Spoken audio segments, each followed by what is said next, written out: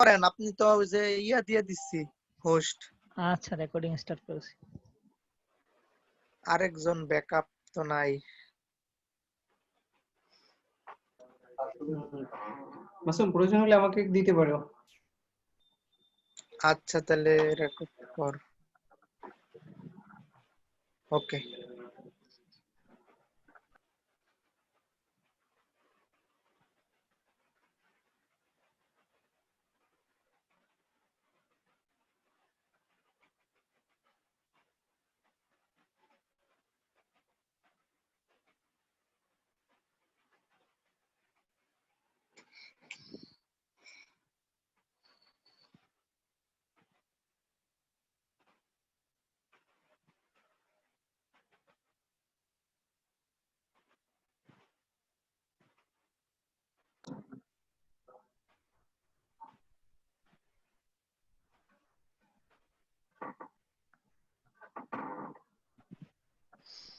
স্যারটা কি মিউট হয়ে আছে নাকি না স্যার মিউট করে রাখছে?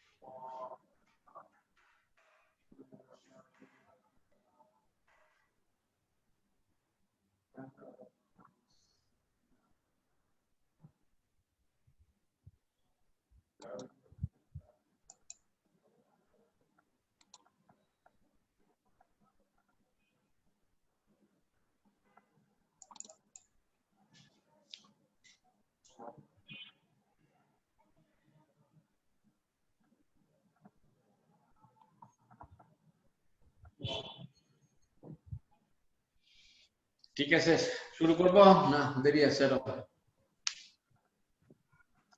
স্যার এখন স্যার 24 জন আছি স্যার আমরা।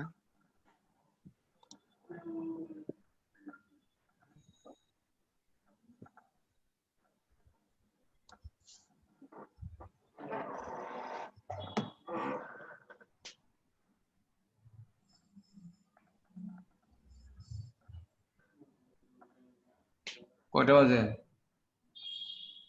স্যার 7টা 8। ঠিক আছে স্যার 10-এ নাকি শুরু করবেন? নায়নি শুরু করে দেন, সমস্যা নাই। না আসতে শুরু করি নাই আমি কথা বলতেছি। শোনো জি স্যার। যারা যারা আসছো শোনো, কয়জন আসছো? স্যার 26 জন এখন। কিছু বুঝছো এই যে পড়াইলাম কালকা? একটা অঙ্কতে জি করাইলাম স্যার। এটাকে, এই অঙ্কটা বুঝছো কিছু? জি স্যার। কিছু বুঝছো? জি স্যার। কি কইছি এখানে বলো, কথা বলো। স্যার স্যার এটা বলছেন হচ্ছে স্যার হইছে মানে একটা কিছু ইয়া করলে মানে ওই যে ইনভেস্টমেন্ট করলে পরে কি পরিমাণ লাভ লোকসান হয় বা মানে কত দিনে কত টাকা উঠে, এটা কত পার্সেন্ট টাকা উঠে এই আর কি। মেথডের নাম কি? মেথডের নাম হয়েছে গিয়ে স্যার মেথড কি জানি স্যার 3-4টা মেথড। এটা না এই তিনটা মেথড কিসের জন্য করা হয়? ওই যে প্রজেক্ট ইভালুয়েশন। হ্যাঁ প্রজেক্ট ইভালুয়েশন করার পদ্ধতির নাম কি? নামটা economic life annual cost method. কিসে?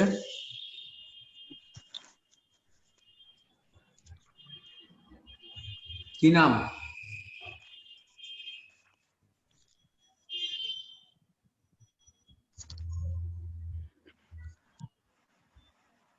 সাব্বির জানাইছো? জি sir.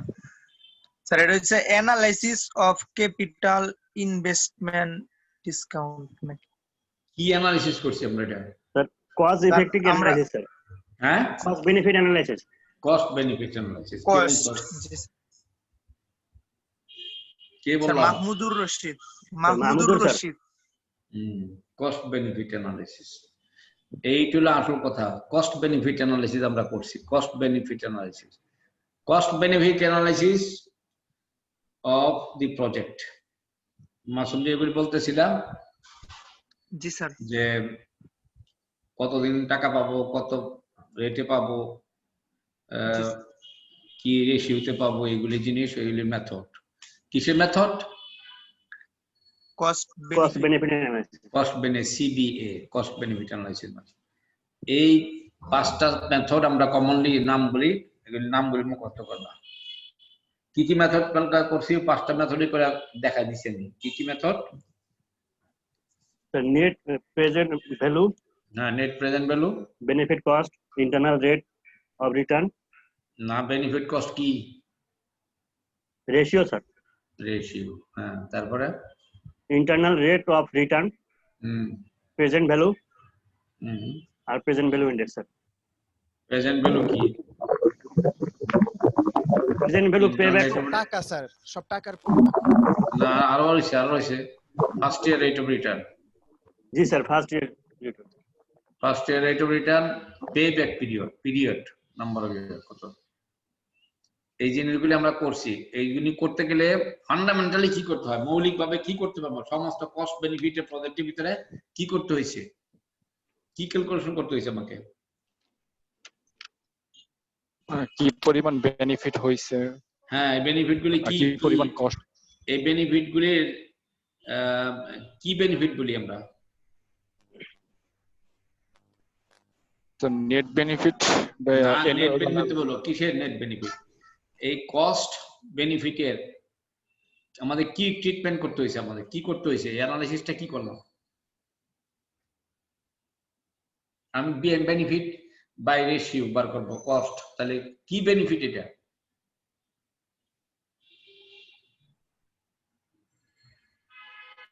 Sir project benefit sir. Sir project benefit. কি benefit? Sir project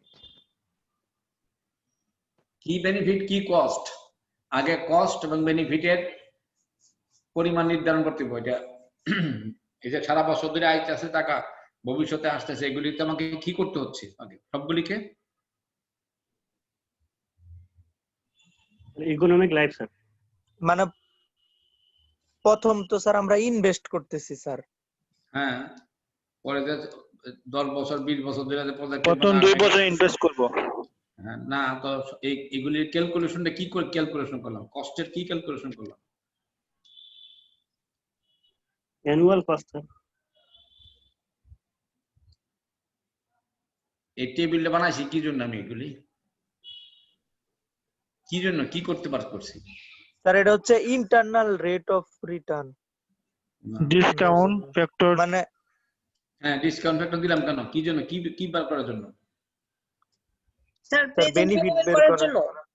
project evaluation. Present value কে বলছো? জি স্যার, মেহেরিন।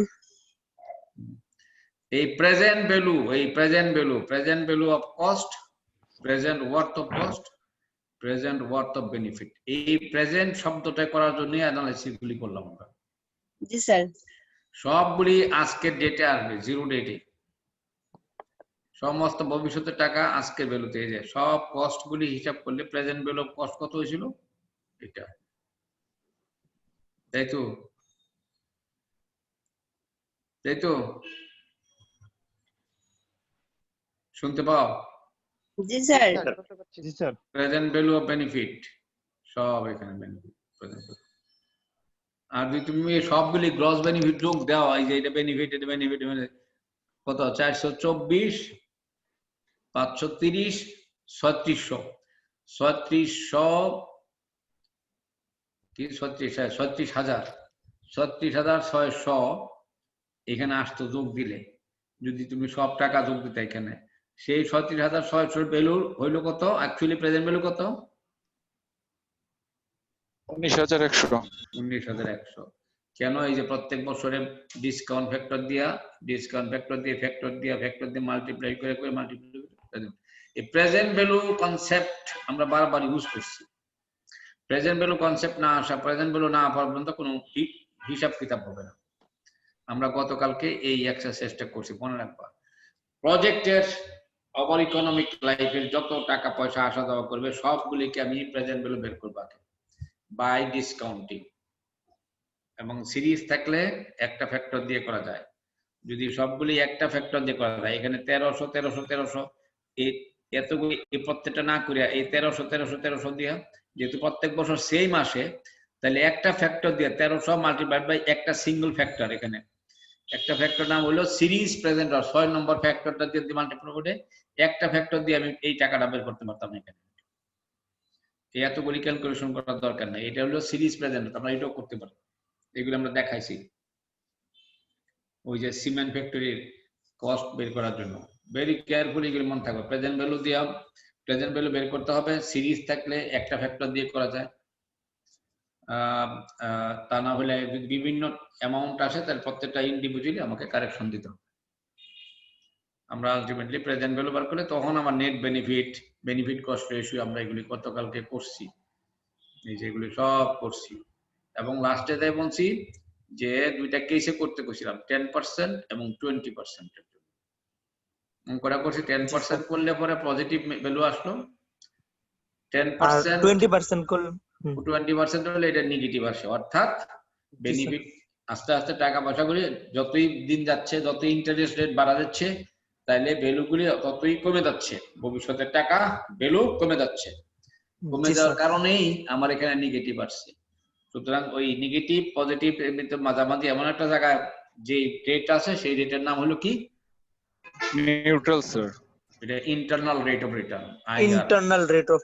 জি স্যার। এই জন্য বলছি গতকালকে যে internal rate of return IRR is the discount rate at which NPV is 0. মনে রাখবা যে ডিসকাউন্ট রেট। গতকালকে এগুলি করাই দিছি আমি। আর এখানে একটা সেলভেজ বলে বলা আছে, একটা প্রজেক্টের সেলভেজ বলে ছিল, ওই যে প্রজেক্টের সেলভেজ বলে ছিল এখানে 600। এই যে 600 প্রজেক্ট শেষ হওয়ার পরে, ইকোনমিক লাইফ শেষ হওয়ার পরে যে ভ্যালুটা থাকে সেই ভ্যালুটার নাম হলো সেলভেজ ভ্যালু, স্ক্র্যাপ ভ্যালু।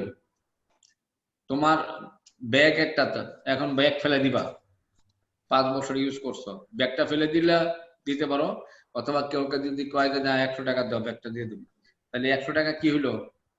সেলভেজ ভ্যালু। এটা তোমার কাছে একটা টাকা বেনিফিট, এটা বেনিফিট হিসেবে কাজ করবে, এই জন্য এটা বেনিফিটে বেশি আসলে। এখানে 6600 টাকা, এই 600 টাকা হলো স্ক্র্যাপ ভ্যালু, এই যে সেলভেজ ভ্যালু অফ 600। সেলভেজ ভ্যালু কিন্তু লাগবে প্রজেক্টের। যদি পদ্মা ব্রিজ ইকোনমিক লাইফ 40 বছর থাকে, তারপরে বছরের পরে কি ব্রিজ জিরো ভ্যালু হয়ে যাবে? না স্যার, ভ্যালু থাকে, ওই ভ্যালুটার নাম হলো সেলভেজ ভ্যালু। সার্ভিস। আমরা এখন একটা অঙ্ক করবো, তাহলে আমরা এগুলি সব ক্যালকুলেশন করতে পারি এবং ইন্টারনাল রেট অফ রিটার্ন করতে পারবো। IRR এটা গ্রাফিক্যালি করতে পারি, দুইটা ট্রায়াল দিয়া আই ভ্যালু দিয়া, দুইটা ট্রায়াল দিয়ে আমি ইন্টারনাল রেট অফ আই বার করবো, যে ভ্যালুতে NPV 0 বানাবো, এবং সেটাকে এটা অ্যালজেব্রিক্যালি করা যায়। ওকে, যে lower discounted plus difference between discounted into NPV new lower discounted, এটা আমরা গতকালকে করে দিয়েছি, IRR বার করছি। এবং মেথডগুলির নাম বলছি 5টা মেথড, খুবই জরুরি, very important। First one in general 5 decision criteria measures methods techniques, এগুলি নাম বলা হয়। কিসের নাম এগুলি? কস্ট বেনিফিট অ্যানালাইসিস এর মেথডস। আমরা এগুলি ডেফিনেশন দিয়ে দিছি, কোন মেথড ভালো, কেন ভালো, এবং IRR কি জন্য করা হয়। IRR is the yield return, annual return কত করে দিচ্ছে, এটা ইন্টারেস্ট রেটের সাথে কম্পেয়ার করে দেখা যেতে পারে যে IRR কত। যদি 12% ডিসকাউন্ট রেট ধরি আমি, তাহলে IRR must be greater than 12%, তাহলে বুঝবা প্রজেক্ট ভায়াবল হবে। এই জন্য IRR ইজ ভেরি ইম্পর্টেন্ট। যে IRR ভ্যালু দিয়ে প্রজেক্টের মেরিট দেখাবে যে আমার এই বাংলাদেশে টাকা দিবে কিনা ওয়ার্ল্ড ব্যাংক, না কেনিয়া টাকা দিবে কেন। কেনিয়ার কোনো প্রজেক্টের টাকা যে IRR ভ্যালু বেশি হয়েছে 20%, বাংলাদেশে যদি 15% হয় তাহলে টাকা তারা কেনিয়াতে দিয়ে দিবে।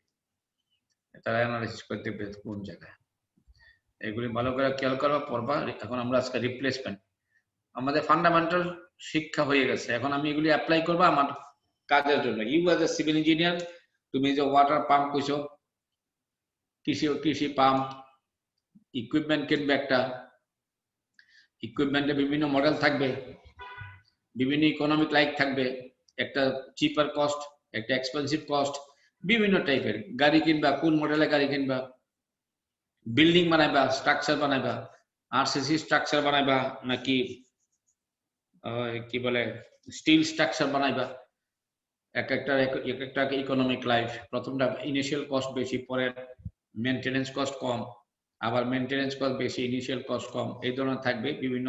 তাহলে কোন মেথডে যাবা, এগুলি সব অ্যানালাইসিসের মাধ্যমে করবা। আমরা সেইভাবেই এই যে বলে ইকুইপমেন্ট রিপ্লেসমেন্ট, অর্থাৎ replacement study, choice between alternatives. তোমার কাছে বিভিন্ন অপশন আছে, যে কোনো অপশন দিয়ে তুমি করতে পারবে। বিল্ডিং বানালে তুমি স্টিল দিয়ে থাকতে পারবা, কনক্রিট দিলে বা থাকতে পারবা, কাঠের দিলেও থাকতে পারবা। মানে কোনটা ভালো হবে, কোন মেথডে যাবে, কোনটা তোমার কাছে ভালো হবে, সেটা ইকোনমিক অ্যানালাইসিসের মধ্যে করতে হবে। এই যেগুলো এখানে একটা পড়ছি আমরা, ইকুইপমেন্ট রিপ্লেসমেন্ট দিয়ে আমরা বুঝাই দেবো আজকে একটা এক্সাম্পল। কেন কারণ রিপ্লেসমেন্ট, ইকুইপমেন্ট গুলো রিপ্লেসমেন্টের কারণ থাকতে পারে। অনেক সময় ফিজিক্যালি ভেঙে গেছে ইকুইপমেন্ট, তোমাকে রিপ্লেস করতে হবে। অনেক সময় ইকুইপমেন্ট খুব একটা ইনএডিকুয়েট, এটা যথেষ্ট না ক্যাপাসিটি, অনেক সময় এটা এখন আর চলে না, অবসলিউট হয়ে গেছে। আবার অনেক সময় দেখা যাচ্ছে যে না, আমি অল্প সময়ের জন্য কাজ করব, রেন্টাল নিয়ে আসি, মেশিন কেনার চেয়ে। এই বিভিন্ন অপশনে তোমাকে সিদ্ধান্ত দিতে হবে। তো আমরা এখন একটা মডেল করব, একটা ইকুইপমেন্ট রিপ্লেসমেন্ট করবো। আমি যে কোনো একটা ইকুইপমেন্ট কিনতে পারি, আমি যে ইকুইপমেন্টের কাজ হবে, তোমার কাজ এটা কম্প্যাক্টর হইতে পারে, গ্রেডার হইতে পারে, বোল্ডোজার হইতে পারে, মিক্সিং প্ল্যান্ট হইতে পারে, বা হোয়াট এভার ইট ইজ। একটা চলে ডিজেল দিয়ে আর একটা গ্যাসোলিন দিয়ে চলে, পেট্রোল। তাইলে এখন কোনটা কিনবো আমরা সেটা দেখবো। তাহলে এই করতে গেলে আমরা বিভিন্ন বাজারে যাই দেখতে হবে যে ডিজেল মডেলের অপশন কি, কত টাকা কি লেনদেন, গ্যাসোলিন কত টাকা কি লেনদেন, কত বছর কি লেনদেন, ওইগুলো জানবা ডিটেল। জানলে পরে তোমাকে একটা অ্যানালাইসিস করে দেখতে হবে, কম্পেয়ার করার জন্য যে কোনটা ভালো হবে। কম্প্যারিজনের বেসিস কি হবে, কোন ইকুইপমেন্ট কিনবো, সবচেয়ে যেটা আমার সবচেয়ে কি হবে, সবসময় কি হবে, আমি ইকুইপমেন্ট মানে সস্তা হবে, সবচেয়ে আমার উদ্দেশ্য কি হবে, মানে সেভ হবে, আমি এটা দিয়ে কষ্টটা সেভ বেনিফিট হবে, করতে পারি, মানে খরচ সেভ করতে পারি, খরচ সেভ, সময় কম লাগে, যেটা আমার সবচেয়ে কম খরচ হবে সেটাই আমি ইউজ করব। তাহলে খরচ কেমনে কম হবে, সেটা কোন ক্রাইটেরিয়াতে হতে পারে, নেট প্রেজেন্ট ভ্যালু হতে পারে, অ্যানুয়াল কস্ট হতে পারে, যে কোনো জায়গায় হতে পারে, বেনিফিট কস্ট হতে পারে। আমরা সেই সিদ্ধান্ত যাব, এই যেখানে বলছি যে কোন মিডিল, একটা বেশি সময় একটা কম সময় যাবে।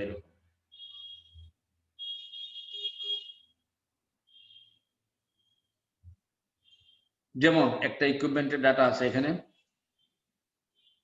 যে ডিজেল দিয়ে যে মেশিনটা চলে, তুমি যে কোনো মেশিন দিয়ে তোমার কাজ হবে মনে করো, কিন্তু কোনটা কিনবো, দুইটার আবার দুই রকমের লাইফ আছে। পড়ো কি আছে,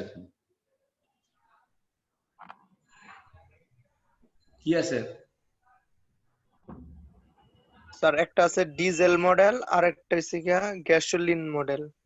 এখানে পড়ো, যে তোমার এখানে দুইটা মডেল করবা। এখন কি কইছে ডিজেল মডেল কি, এটা পড়ো। The diesel model offers the advantage of longer life.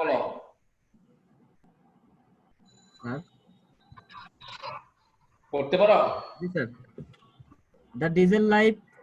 The diesel model offers the advantage of longer life and lower operating cost. However, মানে কি স্যার, একটা ডিজেল মডেল হচ্ছে এর সুবিধা হচ্ছে লঙ্গার লাইফ, মানে অনেক দিন টিকে থাকে। হ্যাঁ, আর অপারেটিং কস্ট কম।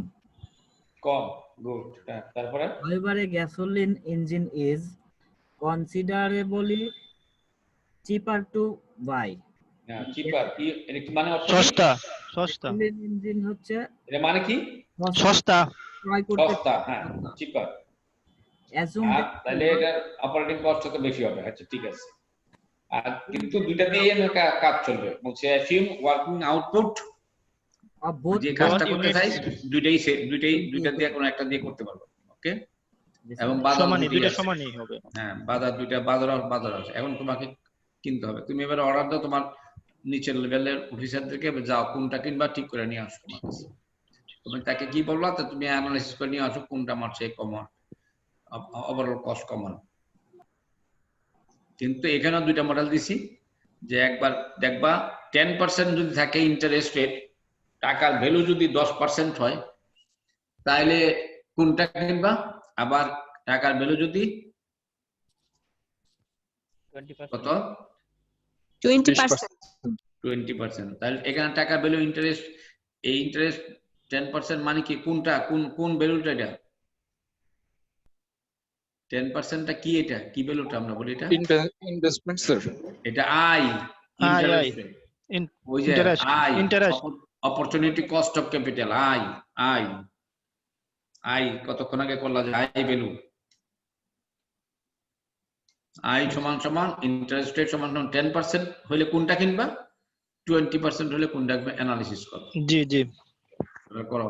তো এখন বাজার থেকে তোমাকে বলে দিছো তুমি যে ডাটা নিয়ে আসো, সে যায় ডাটা নিয়ে আসছে, এই ডাটা নিয়ে আসছে, কি কি ডাটা নিয়ে আসছে দেখো। অপারেটিং লাইফ, হ্যাঁ অপারেটিং লাইফ 10 বছরের জন্য, 10 ইয়ার্স। এগুলো বাজারের ডাটা, মেশিনের ডাটা। জি স্যার। কিনো কম্পিউটার কিনো না, ল্যাপটপ কিনো, বিভিন্ন ল্যাপটপ আছে, ল্যাপটপের এক একটা এক রকমের চলে, এটা 5 বছর গ্যারান্টি দেয়, আবার 10 বছর গ্যারান্টি দেয়, এটা 1 বছর গ্যারান্টি দেয়, এরকম। এটা 2 বছর চলবো, 3 বছর চলবে না। এরকম ডাটা নিয়ে আইছো তুমি, পড়ো ভালো করে, পড়ে বুঝো আমাকে কি করবা।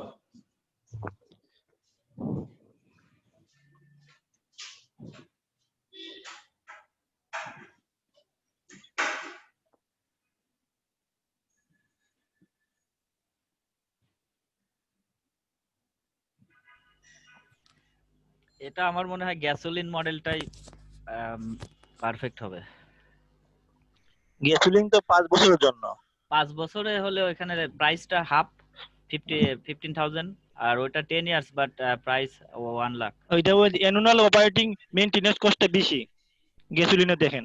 হ্যাঁ, গ্যাসোলিনে অ্যানুয়াল কস্টটা বেশি, একটু মেইনটেনেন্স কস্টটা বেশি, কিন্তু ডিজেলে কম। ডিজেলে কম, আচ্ছা। আবার 5 বছর বেশি ইউজ করা যাবে স্যার এখানে ডিজেল মডেল, ডিজেলটাই মনে হয় অ্যাপ্লিকেবল হবে আমাদের জন্য। এখানে ডিজেল মডেলের অপারেটিং এন্ড মেইনটেনেন্স কস্টটা 10,000, এখানে 5,000 টাকা বেশি মানে সেভ হবে, কিন্তু প্রাইসটা একটু বেশি। কিন্তু অপারেটিং লাইফটা তো 10 বছরের জন্য। স্যার গ্যাসোলিন ভালো হবে, কারণ হলো আমরা হাফ মানে অর্ধেক পরিমাণ ইনভেস্ট করে আমরা 5,000 টাকা ইনভেস্ট বেশি দিতে আমরা পাচ্ছি। আমরা যদি মানে অর্ধেক যে ইনভেস্ট করলাম এটারও তো একটা ইয়ে আছে স্যার, কস্ট। এই সমস্ত গল্প গুজব বাদ দেওয়ার জন্য কইছি অ্যানালাইসিস করতে। এই গল্প গুজব বলি বাংলাদেশে মানুষরা তোমরা করো অনুমান ভিত্তিক কথাবার্তা, সব অনুমান ভিত্তিক করে এটা হইলে এটা ভালো, এটা হইলে এটা ভালো। আমি দেখে আসি এটা হংকং গেছিলাম, দেখে আসি এটা ভালো, আর এখন বার্লিন গেছিলাম দেখে আসি ভালো। এই যে কইয়া কইয়া তো বাংলাদেশের সিদ্ধান্তগুলি হয় নাকি? জি স্যার। আসলে তোমাকে অ্যানালাইসিস করতে, অ্যানালাইসিস করে পরে কতই বোধ এইটার জন্য বলো কেন কইছো তুমি, কতক্ষণ আগে কইছো লিস্ট কস্ট, সবচেয়ে কম কস্ট। তাহলে কম কস্ট কত দিনের জন্য কম কস্ট হবে? এই মেশিন চালাইয়া আমার কস্ট কত, এই মেশিন চালাতে গেলে আমার কস্ট কত, যেটা সবচেয়ে কম কস্ট হবে তুমি তো কইছো কম কস্ট স্যার, তাহলে সেটা ওভারঅল কস্ট গুলি কত কম হবে, কেমনে করবা? অনুমান করে তো কথা বলা যাবে না, এটা হইলে এটা হবে, এটা হইলে এটা হবে, এটা অর্ধেক আছে, এটা ডবল আছে। স্যার অপারেটিং লাইফ তো ডিজেলের বেশি, 10 ইয়ার্স। হ্যাঁ, তুমি একেবারে ফিগার কও, তাহলে কত বছরের জন্য কম্পেয়ার করলা তুমি ডিজেল? 10 বছরের জন্য। আমার হিসাবে ডিজেলটাই বেটার হবে।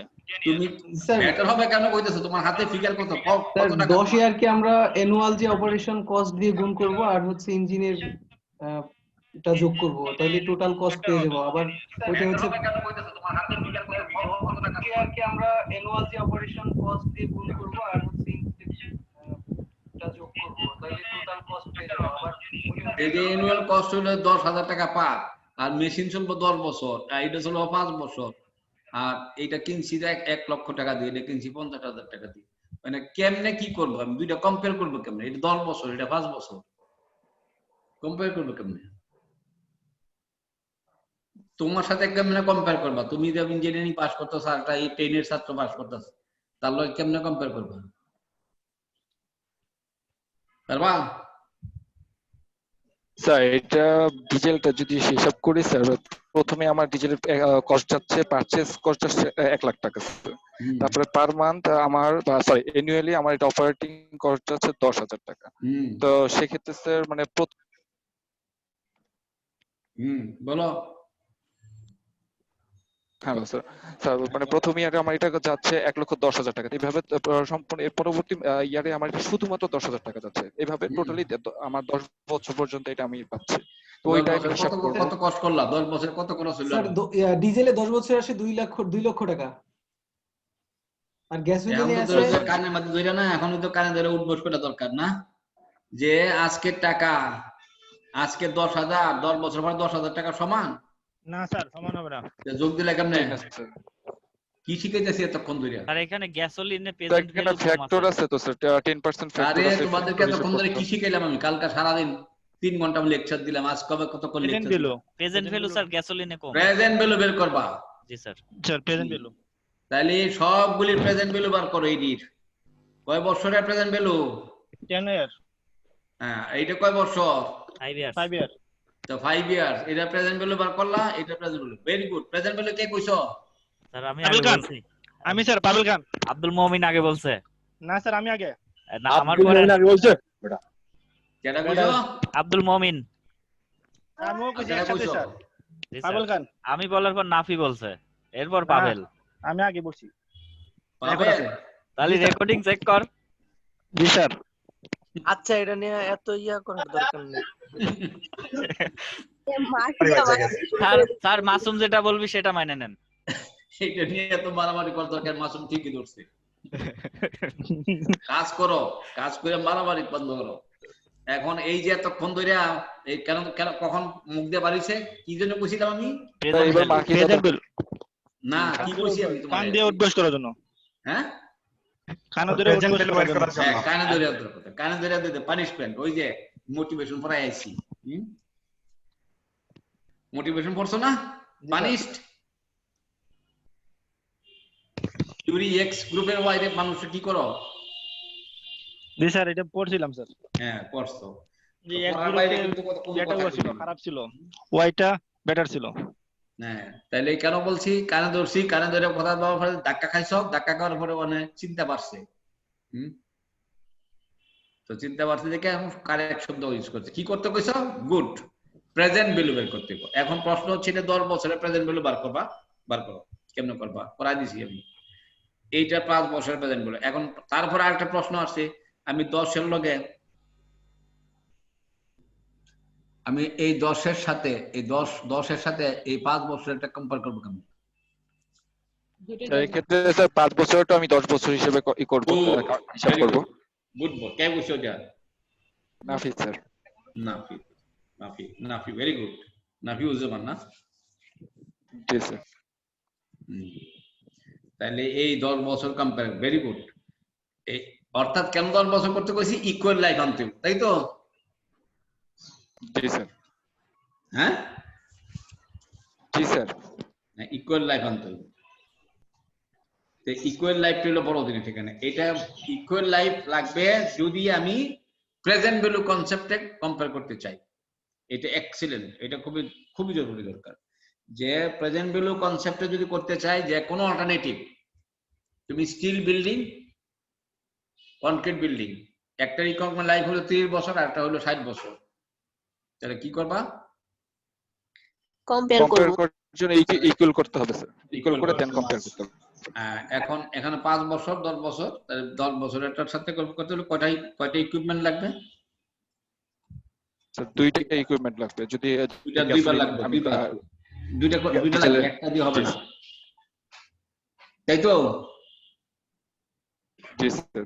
হ্যাঁ, অর্থাৎ আমি এখন প্রশ্ন করতে চাই, একটা ইকুইপমেন্টের লাইফ যদি 15 বছর হয়, আরেকটা যদি 10 বছর হয় তাহলে কম্পারেটিভ পিরিয়ডটা এখানে 5 আর 10 হয়েছে, কম্পারেটিভ পিরিয়ড হলো 10 বছর, তাই তো? জি স্যার। আর আমি যদি ইকুইপমেন্ট যদি দুটো হইতো, একটা 10 বছর আর একটা 15 বছর, তাহলে কি করতাম? 30 বছর করলে হবে স্যার। 15 বছরেরটা হবে। 30 বছর করে দিলে 30 বছর। 30 বছর স্যার। আব্দুল মুমিন। এই যে এখন শিখতেছো কম্পারেটিভ পিরিয়ড হলো 30, পারমুটেশন কম্বিনেশন। জি স্যার। একটা বয়স যদি 20 হয় আর একটা যদি 15 বছর হয়, কয় বছর? 40 স্যার, 60 বছর। 60 বছর। গুড, 60 বছর। এই মনে থাকে যেন আমি যখন পরীক্ষা দিব, if you want to compare two equivalent life, কয় বছর সময় লাগবে? ওকে, বুঝছো নাকি? unequal life যদি থাকে তাহলে comparative period কত হবে? If you want to compare by net present value, if the equipment has 20 years, another 15 years, what will be the basis for comparison? Basis for comparison হলে কি করতে হবে? যে we have to make equal economic life by taking 3 machines of 20 years and 4 machines of 4 machines of 15 years life, তাই তো? And comparative period should be 60 years. এই কথাটা মনে থাকে যেন, এবং এটাই হলো ফান্ডামেন্টাল চিন্তা ভাবনা। Very good. তাহলে এটা হয়ে গেছে, তোমার এটা আসল কাজ হয়ে গেছে, বাকি এখন ক্যালকুলেশন করবা। কম্পারেটিভ পিরিয়ড ঠিক আছে। আরেকটা জিনিস আমি বলতে চাই এখানে,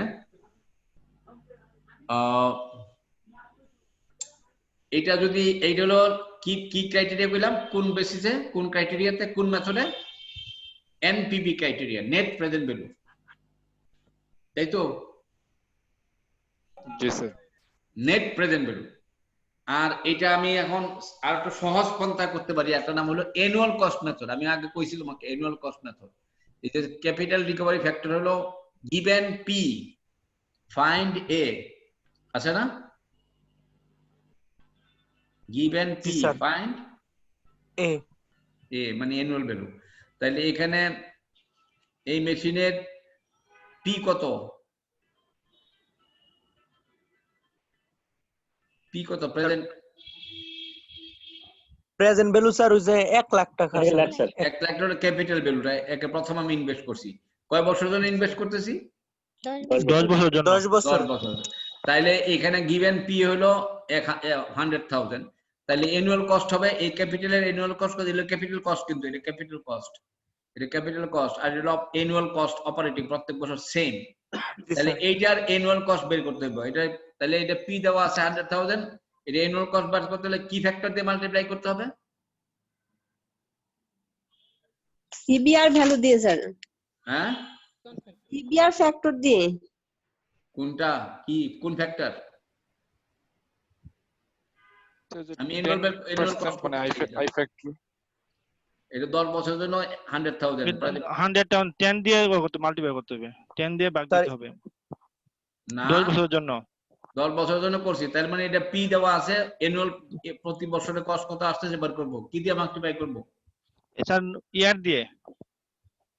আর ডিসকাউন্ট ফ্যাক্টর দিয়ে স্যার। কোনটা, কোন ফ্যাক্টর? Discount factor sir. কোনটা স্যার? মাল্টিপ্লাই করতে হবে আর ইন্টারনাল রেট অফ আয়ের ভ্যালু দিয়ে স্যার।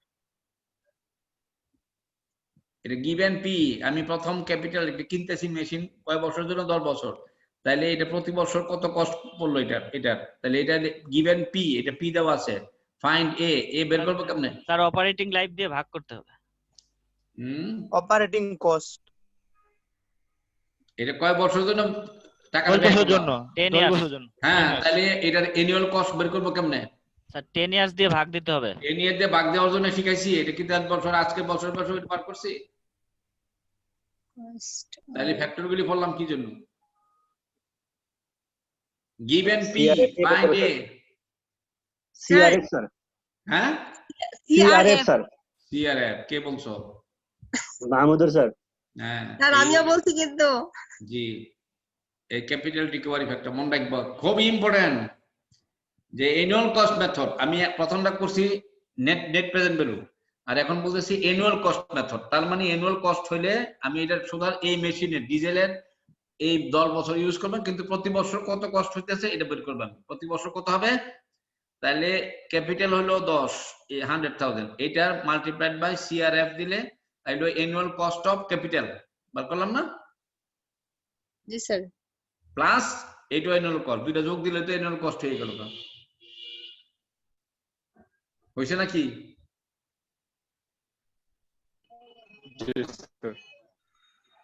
সিআরএফ বার করো এটার, তাতে বের করে কত সিআরএফ কত, গিভেন কত পার্সেন্ট, 10%, আই ভ্যালু কত দেওয়া আছে? 10% স্যার। 10%। হ্যাঁ, তাহলে সিআরএফ বার করো তো কত হয়, তাতে বের করো। অঙ্ক শিখো, পরীক্ষায় আসবে কিন্তু, এই সামনে তো পরীক্ষা আসতেছে, অঙ্ক থাকবে।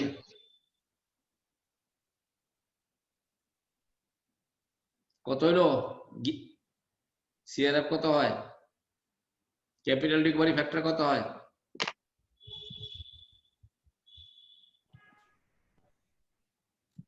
কুইকলি করবা, আমি কিন্তু অনেক সময় দেখে থাকা। 0.9 হ্যাঁ 0.9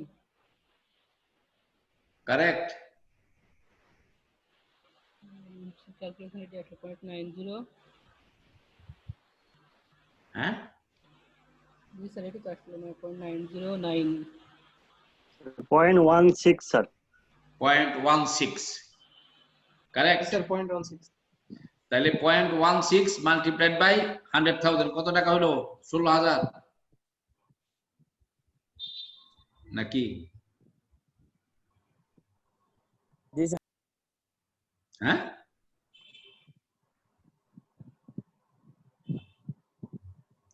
0.16 হলে কত হয়? জি স্যার 16,000। 16,000 হয় নাকি? আর কম হওয়ার কথা।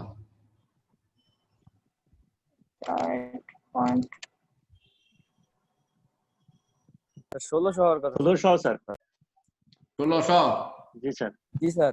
তাহলে 1600 হইল ক্যাপিটাল নাকি না? দেখো ভালো করে দেখো সিআরএফ কত হইতে পারে, আর এটা সিআরএফ কত হয়?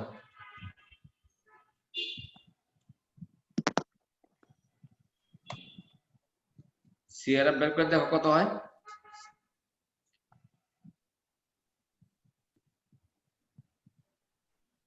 ক্যালকুলেশন আছে, ক্যালকুলেটর দিয়ে বার করো। করতেছি স্যার।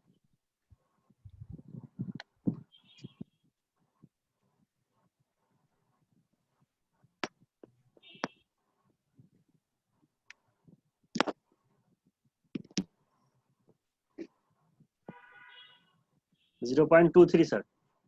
0.26। 23।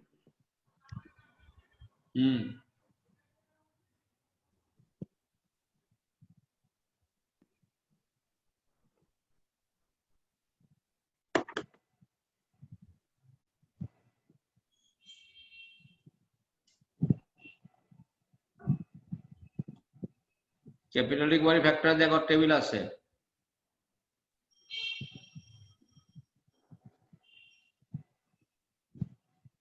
কত হয়? ইন্টারেস্ট রেট যদি হয়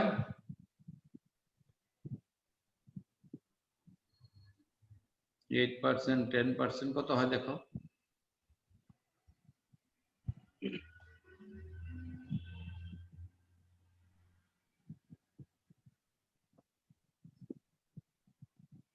দশে কত হয়?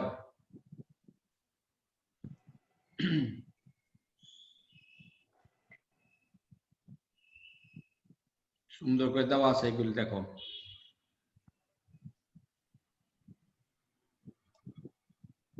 ক্যাপিটাল রিকভারি ফ্যাক্টর দেওয়া আছে, যাই হোক ক্যালকুলেশন করে দেখো কত হয়, আবার ফ্যাক্টর দেওয়া আছে টেবিলের মধ্যে।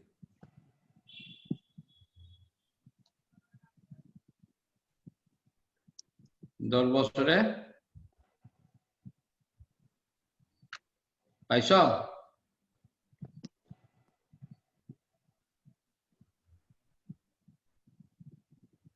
10 years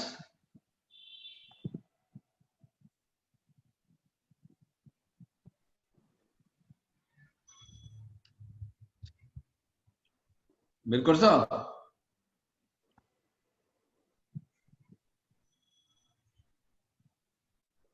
আমি খোঁজ করতেছিলাম, দেখো অনলাইনে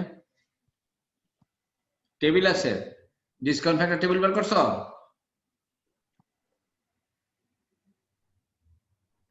কি শুনতে পাও না? স্যার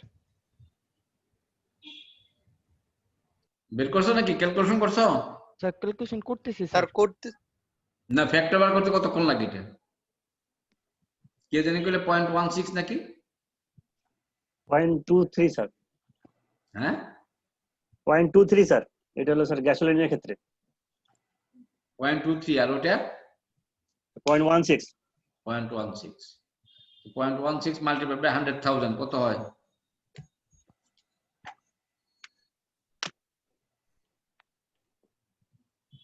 হুম 16,000। হ্যাঁ 1600 হবে। না 16,000। না 16,000। 16,000। 16,000। হ্যাঁ 16,000 প্লাস 10,000 26,000। 26,000। আর নিচেরটা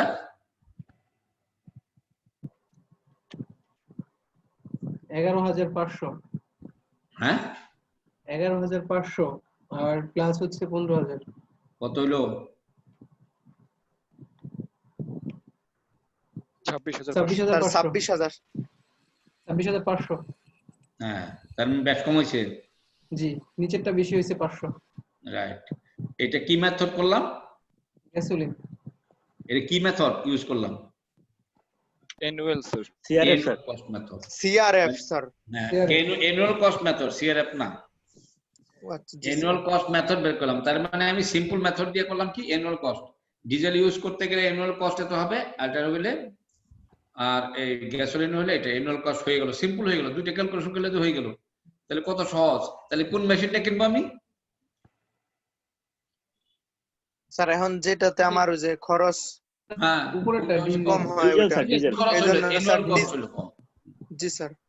তাহলে এটা হলো একটা, লেখা রাখো যে অ্যানুয়াল কস্টেতে কোনটা ইউজ করছো তুমি, ঠিক আছে লেখা রাখো।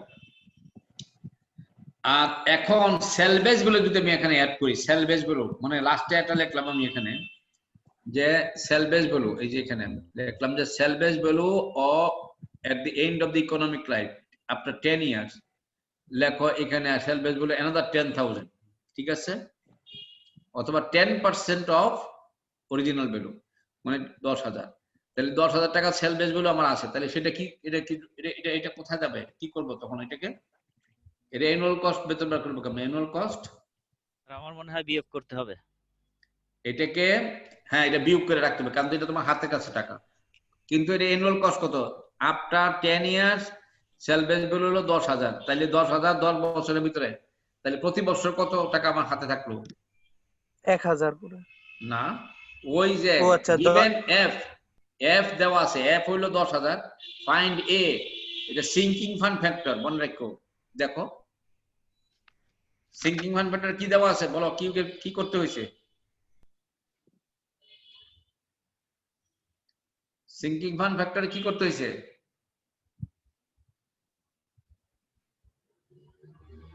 কি বলা আছে ওখানে?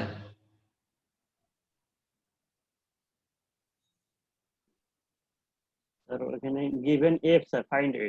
হ্যাঁ ফাইন্ড এ, তাইলে এখানে এফ কত? 10 বছর পরে এফ কত হইলো?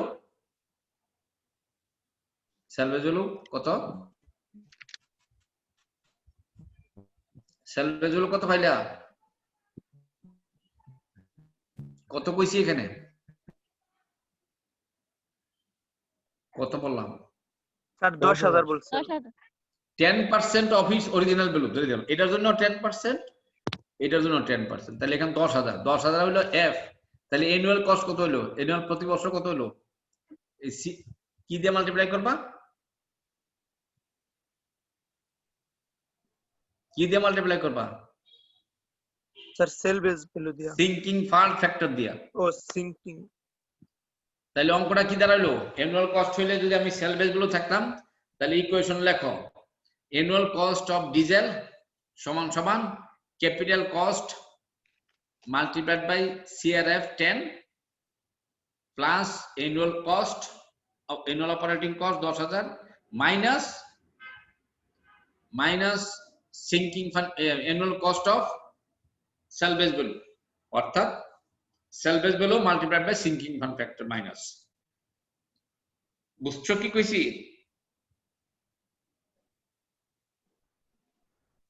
বুঝতেছো নাকি? সিরিয়াস কও তাড়াতাড়ি, অঙ্ক কিন্তু পরীক্ষা আসবে, আমি বলতেছি বারবার। কেমনে বার করলাম অ্যানুয়াল কস্ট? কেমনে বার করলাম এই মেশিনের ইকুয়েশনটা স্যার আবার একটু বলেন। হ্যাঁ বলো, তোমরা তো করছো। অ্যানুয়াল কস্ট অফ ডিজেল সমান সমান ক্যাপিটাল কস্ট কত? ক্যাপিটাল কস্ট কত? 100,000। জি স্যার। তাহলে capital cost multiplied by CRF কত? সিআরএফ কয় বছরের সিআরএফ এটা? 10 বছর sir. CRF 10 plus annual cost দেওয়া আছে, প্লাস অ্যানুয়াল অপারেটিং কস্ট 10,000 দেওয়া আছে, তাই না? আর মাইনাস যদি সেলভেজ ভ্যালু থাকে, সেলভেজ value into sinking fund factor. কয় বছরের সিঙ্কিং ফান্ড? 10 বছর। এই তো এটা গেল গাছে অ্যানুয়াল কস্ট। সিমিলারলি এইটাও করো, এটা কও এভাবে কও, এটা অ্যানুয়াল কস্ট কত আসবে তাড়াতাড়ি কও। আমি কিন্তু লিখতে পারতেছি না, কিন্তু বলতেছি তোমার লিখে রাখার জন্য। এটা অ্যানুয়াল কস্ট কত হইব বলো? Annual cost of gasoline. জি স্যার, এটা সমান সমান যে ডিজেল কস্ট কি কয় capital cost divided by CRF plus multiplied by. জি sir, multiplied by capital recovery factor কয় বছর? ক্যাপিটাল রিকভারি কয় বছরের জন্য? স্যার এটা হচ্ছে 5 বছর। 5 বছর। CRF 5 plus annual operating cost কত? 15,000। সেলভেজ ভ্যালু কত হলো? 10% কইছি স্যার। 10% এ 5,000 sir. 5,000 multiplied by salvage value multiplied by sinking fund factor of 5। Sinking fund factor হলো 5 বছরের সিঙ্কিং ফান্ড ফ্যাক্টর। এই তো এর কষ্ট হলো যদি সেলভেজ ভ্যালু থাকে। এই যে বলছি, এখানে বলছি there is no salvage value. আমরা এখন বললাম সেলভেজ ভ্যালু ছাড়া করছি। আর আমি যদি there is salvage value of 10% যদি বলি, তাহলে আমরা এখন যে ইকুয়েশনটা করলাম এরকম ভাবে প্র্যাকটিস করবা যাইয়া। আমি বারবার রিকোয়েস্ট করতেছি, অঙ্ক এরকম থাকবে, ঠিক আছে? Which model to buy. তাহলে এখন দেখো যোগ বিয়োগ দিয়ে কোনটা বের হবে সেটা কি বাদ। অ্যানুয়াল কস্ট মানে এটা হলো by annual cost method.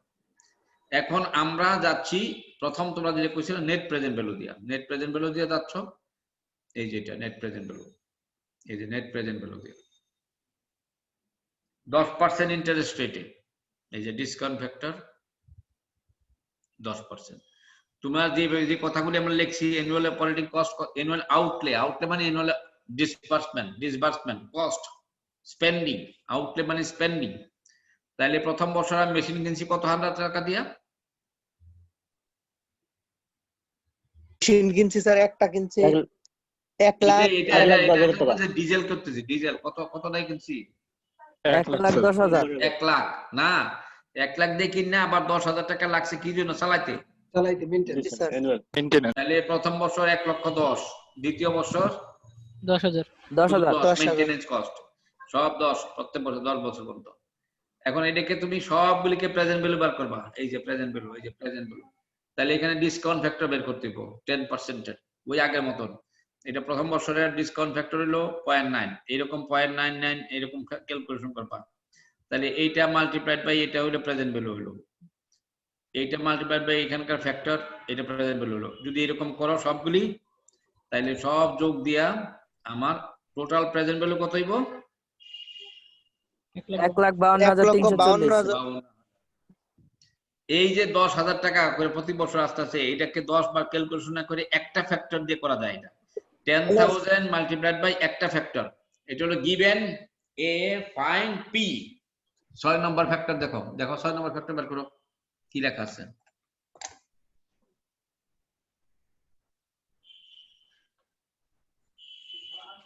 SPW sir, series present. এখন যে ইন্টেলিজেন্ট বেশি সে 10 বার না কইরা পোকার মতন কি করবে 10,000 multiplied by series present worth of কয় বছর বছরের সিরিজ প্রেজেন্ট ওয়ার্থ ফ্যাক্টরটা কয় বছরে 9 বছর 10 বছর স্যার তাহলে একটা ফ্যাক্টর দিয়ে মাল্টিপ্লাই করে 10,000 multiplied by series present worth 10 আমার এই এত টাকা আসবে এই যেটা 52,000 টাকা বুঝছো তাহলে এই টোটাল এটা হলো প্রেজেন্ট ভ্যালু হলো এটা আর এইটা যখন আমি বলছি 20% দিয়ে করো 20% ভ্যালু হলো আই ভ্যালু হলে কমবে না বাড়বে কমবে স্যার তাহলে তো কমবে স্যার ভ্যালু কমে যাচ্ছে কত হলো 1,25,000 এবং সিমিলারলি প্রেজেন্ট ভ্যালু ওই গ্যাসোলিনটা করো এই যে 50,000 প্লাস 15,000 টাকা দিলে প্রথম বছর তুমি কইছো দ্বিতীয় 2 মেশিন লাগবে দ্বিতীয় মেশিন কয় বছরের সময় কিনবা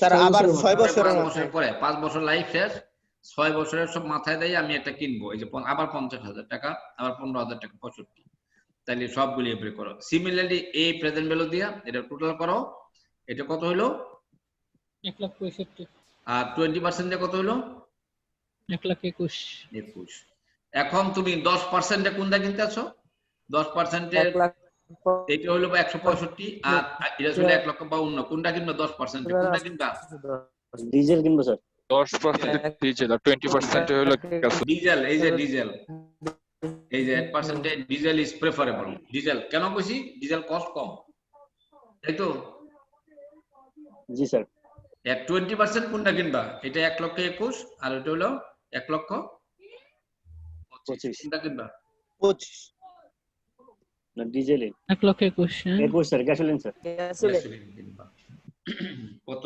কত মজার অঙ্ক গ্যাসোলিন ইঞ্জিনিয়ারদের বিউটি তুমি এই যে এখানে তুমি কি দেখলা আই ভ্যালুটা খুব সেনসিটিভ তাই নাকি জি স্যার আই চেঞ্জ হয়ে গেছে তোমার ডিসিশনও চেঞ্জ হয়ে গেছে তাহলে আই প্রত্যেক এইটার গুলো সেনসিটিভিটি অ্যানালিসিস আগে যে কইছিলাম ওই প্রজেক্টের সময় সেনসিটিভিটি এই যে ডিসকাউন্ট রেট অফ রিটার্ন বললাম না জি স্যার যে আই ভ্যালু যখন 10% ছিল আমার এনপিবি পজিটিভ ছিল আই ভ্যালু যখন 20% ছিল এনপিবি কি হইছে নেগেটিভ হয়ে গেছে তার মানে I is very sensitive similarly economic life যদি চেঞ্জ করো পজিটিভ চেঞ্জ হতে পারে এইজন্য এই সেনসিটিভিটি অ্যানালিসিস করতে হয় সেনসিটিভিটি হলো আনসার্টেনিটি দূর করার জন্য অনিশ্চয়তা দূর করার জন্য সেনসিটিভিটি অ্যানালিসিস লেখা রাখো কোশ্চেন আসবে সেনসিটিভিটি অ্যানালিসিস কেন করা প্রজেক্টের জন্য তোমার অনেক অনিশ্চয়তা থাকবে সেইগুলি টেস্ট করার জন্য যে হ্যাঁ আমার আই ভ্যালু যদি বদলায় থাকে তাহলে আমার প্রজেক্ট কি হবে আমার যদি 5 বছর জায়গা 7 বছর হয় তাহলে আমার প্রজেক্ট কি হবে এরকম ভাবে রিটার্ন যদি আমার 15,000 না হইয়া যদি আরো 2,000 টাকা বেশি আসে তাহলে কি হবে বা কমাইলে কি হবে এগুলি করতে হবে অ্যানালাইসিস করে দেখাইতে হবে যে সবগুলো ঠিক আছে তুমি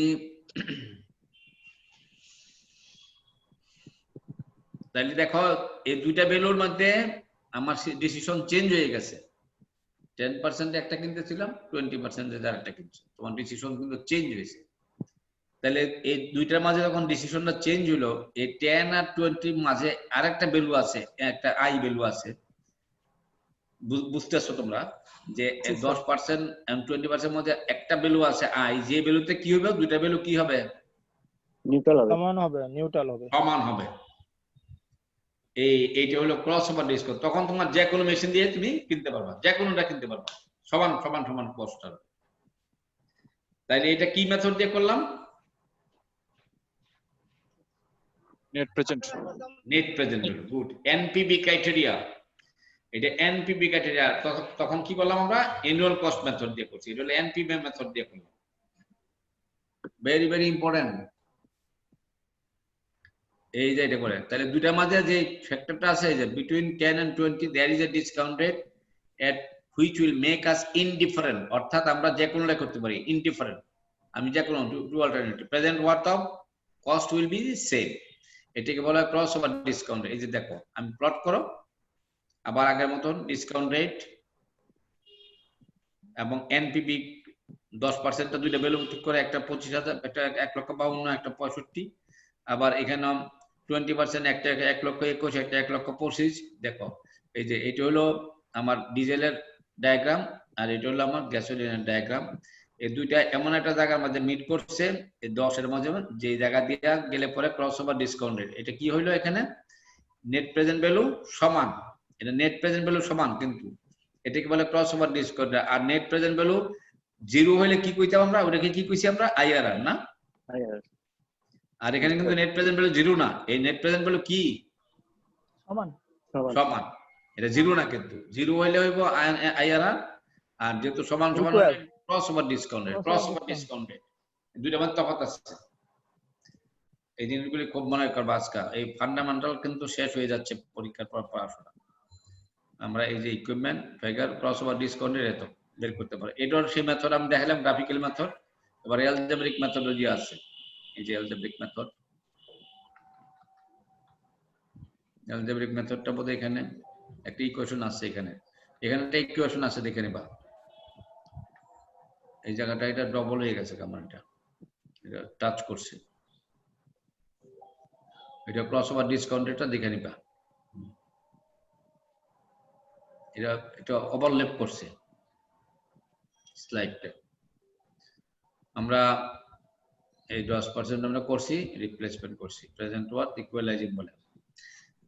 এই আমাদের মোটামুটি কস্ট বেনিফিট অ্যানালাইসিসের মেথডগুলি আমরা শেষ করে দেখালাম। আবার এটা অ্যাপ্লিকেশন দেখাইলাম, প্রজেক্ট নিয়ে দেখলাম, ইভালুয়েশন করে দেখলাম 5টা মেথড। আবার এটা কি ইউজ করে, এই মেথডগুলো ইউজ করে আমার ডিসিশন ইউজ করতে পারবো। ডেইলি যে কোনো জিনিস জায়গায় ইনভেস্টমেন্ট করবো, তখন আমার কস্ট বেনিফিট অ্যানালাইসিস অ্যাপ্লাই করতে হবে, এবং আমার ক্রাইটেরিয়া ইউজ করে you can make your decision. Main কথা হলো আমার কস্ট কমাতে হবে, কস্ট কম, পারপাস সুবানিং দ্য সেল। এই যে এই ধরনের অঙ্ক থাকবে, মনে করে যে কতক্ষণ আগে করলাম, এখানে দুইটা অঙ্ক বলো, করো করো। Exercise comparing alternatives. Comparing the economics of two alternative material handling systems. Material handling system, মনে করেন ম্যাটেরিয়ালটা তোমাকে এক জায়গা থেকে আরেক জায়গায় নিচ্ছ, ট্রেন দিয়ে নিচ্ছ, আর নাহলে হয়তো বাস দিয়ে নিচ্ছ, নাহলে ট্রাক দিয়ে নিচ্ছ, অথবা বেল্ট দিয়ে উঠাইতেছো পাথর, নাহলে মানুষ দিয়ে উঠাইতেছো পাথর, না লিফট দিয়ে উপরে উঠাইতে, ম্যাটেরিয়াল হ্যান্ডলিং অনেক সিস্টেম আছে। তাহলে একটা মেথড হলো এক্স, আর একটা মেথড হলো ওয়াই। সিমিলারলি এখানে আমি বলি যে আরসিসি বিল্ডিং, এখানে বলি যে কনক্রিট বিল্ডিং এর, এটাও হতে পারে দুই বিল্ডিং এর মধ্যে কম্পেয়ার করা, হুইচ বিল্ডিং ইজ প্রেফারেবল। তাহলে কি হলো, ফার্স্ট কস্ট কত? ফার্স্ট কস্ট মানে কি, মানে প্রথম যে খরচটা, এর নাম কি? Capital sir, capital cost, capital cost, capital cost. Good. Economic life কত? 20 ইয়ার্স, আরেকটা 40 ইয়ার্স। আরটা হলো পরে annual cost, annual cash disbursement, এক মানে একই কথা, annual cost, annual cash disbursement মানে কি, খরচ, স্পেন্ডিং। জি স্যার। অ্যানুয়াল কস্ট ডিসবার্সমেন্ট হলো কত? একটা 18,000 6,000। এবার স্যালারি গুলো দিয়ে দিছি, কিন্তু এবারে আগের মতনই করে দিছি। পড়ো নিচে পুরো অঙ্কটা পড়ো। Assume a 6% minimum attractive rate of return. এই একটা নতুন নাম শুনছো, এটা কিন্তু ইন্টারেস্ট রেট আগের মতন। আগে বলছি কি, এটা একটা নাম আছে minimum attractive rate of return. এটা কি অ্যাকচুয়ালি মিন কি, এটা ইন্টারেস্ট রেট, ডিসকাউন্ট ফ্যাক্টর, অথবা আগে বলছি কি অপরচুনিটি কস্ট অফ ক্যাপিটাল, পড়ছি না, ওসিসি। জি স্যার। এই একই কথা, minimum attractive rate of return, একই কথা। So which alternative is the best? Best মানে কি, এখানে কি কি বাই কি মেথড? SC method, PV cost method, by annual cost. Annual cost method পড়াইছি না, শিখাইছি না? জি স্যার। হ্যাঁ, অ্যানুয়াল প্রেজেন্ট ভ্যালু মেথড, হ্যাঁ, present value method, internal rate of return. এখন আমরা তো পারবো এটা। এটা অ্যানুয়াল কস্ট তো সহজ, বলো আগের মতন। এটা অ্যানুয়াল কস্ট কত হবে? কুইকলি বলো।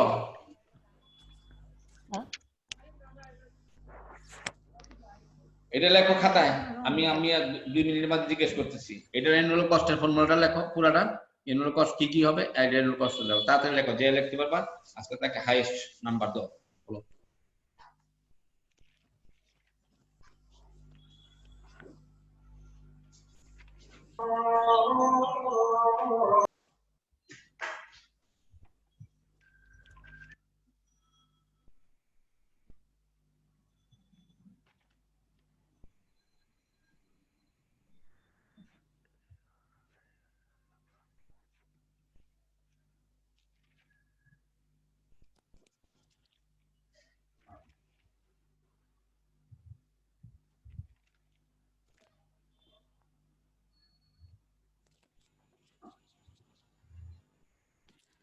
এই সিআরএফ এর আয় কত হবে এটা?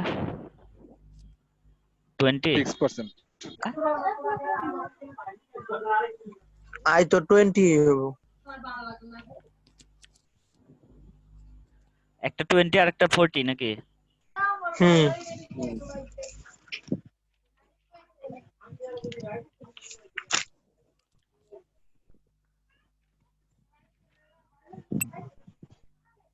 আসল কি করতে হবে আরেকবার বল।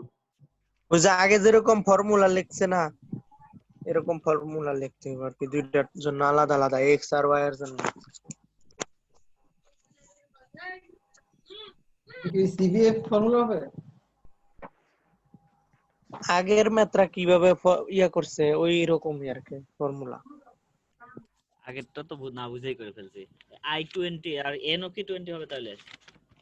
এখানে i20 তো হবে না মনে হয়। আই কত হবে? আই তো আই কি 6% হবে না? লাইফ টাইম না ভাই। আইটা কি? আইটা তো আমার হলো ইন্টারেস্ট যেটা। ডিসকাউন্ট ফ্যাক্টর কত? ডিসকাউন্ট ফ্যাক্টর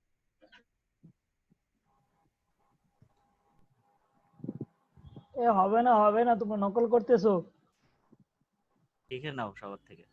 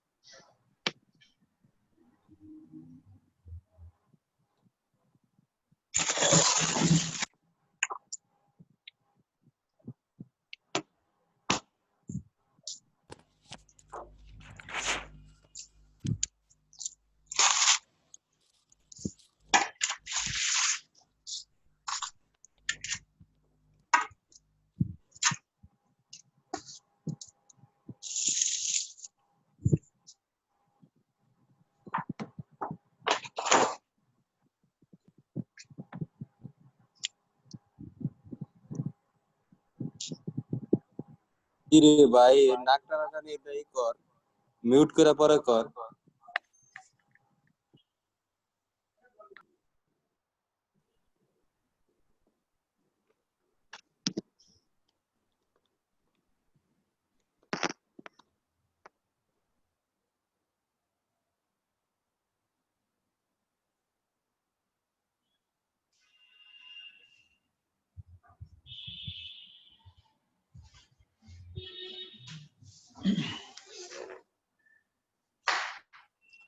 বলো তাড়াতাড়ি বলো, কি করছো? সহজ, মাত্র করা দিছি।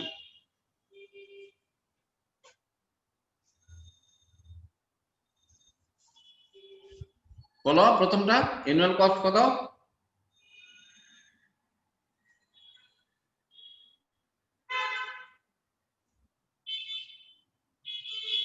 কি হলো?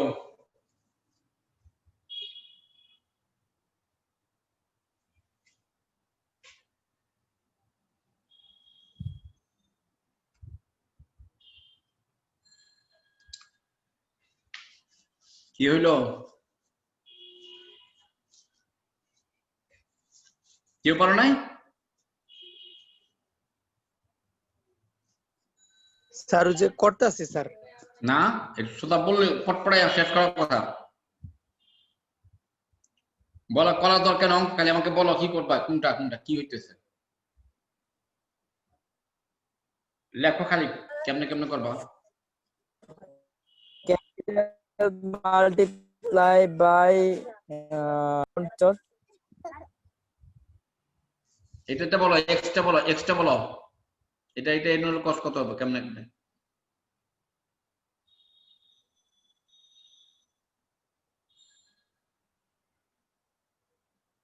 কিভাবে হবে?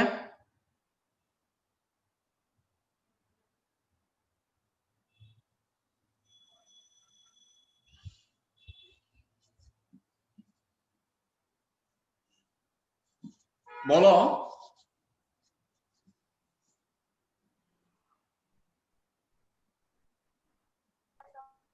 স্যার এখানে ডিসকাউন্ট ফ্যাক্টর কি 6% স্যার? হ্যাঁ, তুমি কি করলে এতক্ষণ ধরে? স্যার এখানে সিআরএফ বের করে নিব স্যার, সিআরএফ বের করে নেওয়ার পর স্যার মাল্টিপ্লাই করব স্যার। না, তুমি খালি বলো সিআরএফ বের করো, তোমার শব্দগুলি বলো, কি কি করতে হবে ওটা যোগ দাও, কি কি করতে হবে এটা বলো। Sir CRF capital into CRF plus annual operating. হ্যাঁ বলো, সিআরএফ কি করবা? অ্যানুয়াল অপারেটিং মাইনাস স্যার ওই যে return, attractive rate of return, salvage ভ্যালুটা স্যার। কিসে? স্যার প্রথমটা এক্স এ আসলে 4968। আমার ভ্যালুর দরকার নাই, আমি বলতেছি এটা কি করবা, এই এক্স এরটা ক্যালকুলেশন করো কেমনে, এক্স এরটা কি করতে হবে কোনটা, এটা অ্যানুয়াল কস্ট বের করবে কেমনে এটির? 80000 কে স্যার সিআরএফ 80000 বলো, জোর করে বলো। এটাকে কি করবা? স্যার 80000 কে স্যার মাল্টিপ্লাই করব সিআরএফ দিয়ে স্যার। সিআরএফ কত? সিআরএফ কত? 0.087। জিরো, আমার ক্যালকুলেশন দরকার নেই। সিআরএফ কত? 0.087। জিআরএফ কত? সিআরএফ কত? সিআরএফ হচ্ছে সিআরএফ কত? সিআরএফ কয় বছরের সিআরএফ? 20 বছরের স্যার। তো এটা বলো CRF 20 sir. 80000 multiply by CRF 20 plus sir যে অ্যানুয়াল কস্ট স্যার। হ্যাঁ কত? 18000। হ্যাঁ প্লাস মাইনাস সলভেজটা স্যার। হ্যাঁ মাইনাস কি? 20000 স্যার। 20000 কত? 20000 কি করতে হবে? 20000 20000 মাল্টিপ্লাই স্যার। ও 20000 মাল্টিপ্লাই বাই হ্যাঁ থিংকিং ফান্ড। থিংকিং ফান্ড কত বছর? থিংকিং ফান্ড থিংকিং ফান্ড কত? থিংকিং ফান্ড কয় বছরের? 6 বছর স্যার। না না স্যার 20 বছর স্যার। 20 বছর স্যার। হ্যাঁ তো এতক্ষণ লাগছে কেন বলতে? এটা দিস ইজ অ্যানুয়াল কস্ট, এটার একই অবস্থা, একই জিনিস। অ্যানুয়াল কস্ট যেটা হবে ছোট সেটাই হচ্ছে সহজ। আর প্রেজেন্ট ভ্যালু, এই সবগুলি প্রেজেন্ট ভ্যালু বের করতে হবে। এটা প্রেজেন্ট ভ্যালু দেওয়া আছে অলমোস্ট, এটাকে মাল্টিপ্লাই বাই একটা ফ্যাক্টর দিয়ে করতে পারবো, না দিলেও চলবে। আর এটা 20 বছরের প্রেজেন্ট ভ্যালু বের করবে একটা ফ্যাক্টর দিয়া, 18000 multiplied by series present worth একটা ফ্যাক্টর দিয়ে করা, গিভেন এ ফাইন্ড পি। এইটা প্রেজেন্ট ভ্যালু দেওয়া আছে, এটা প্রেজেন্ট ভ্যালু বের করতে 18 বছর 20 বছরেরটা কত, তাহলে 18000 মাল্টিপ্লাইড বাই এসপিডব্লিউ 20। আর এটা হলো প্রেজেন্ট ভ্যালু, এটা কি?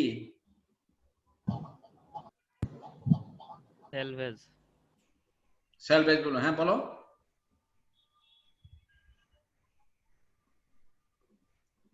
প্রেজেন্ট ভ্যালু কত?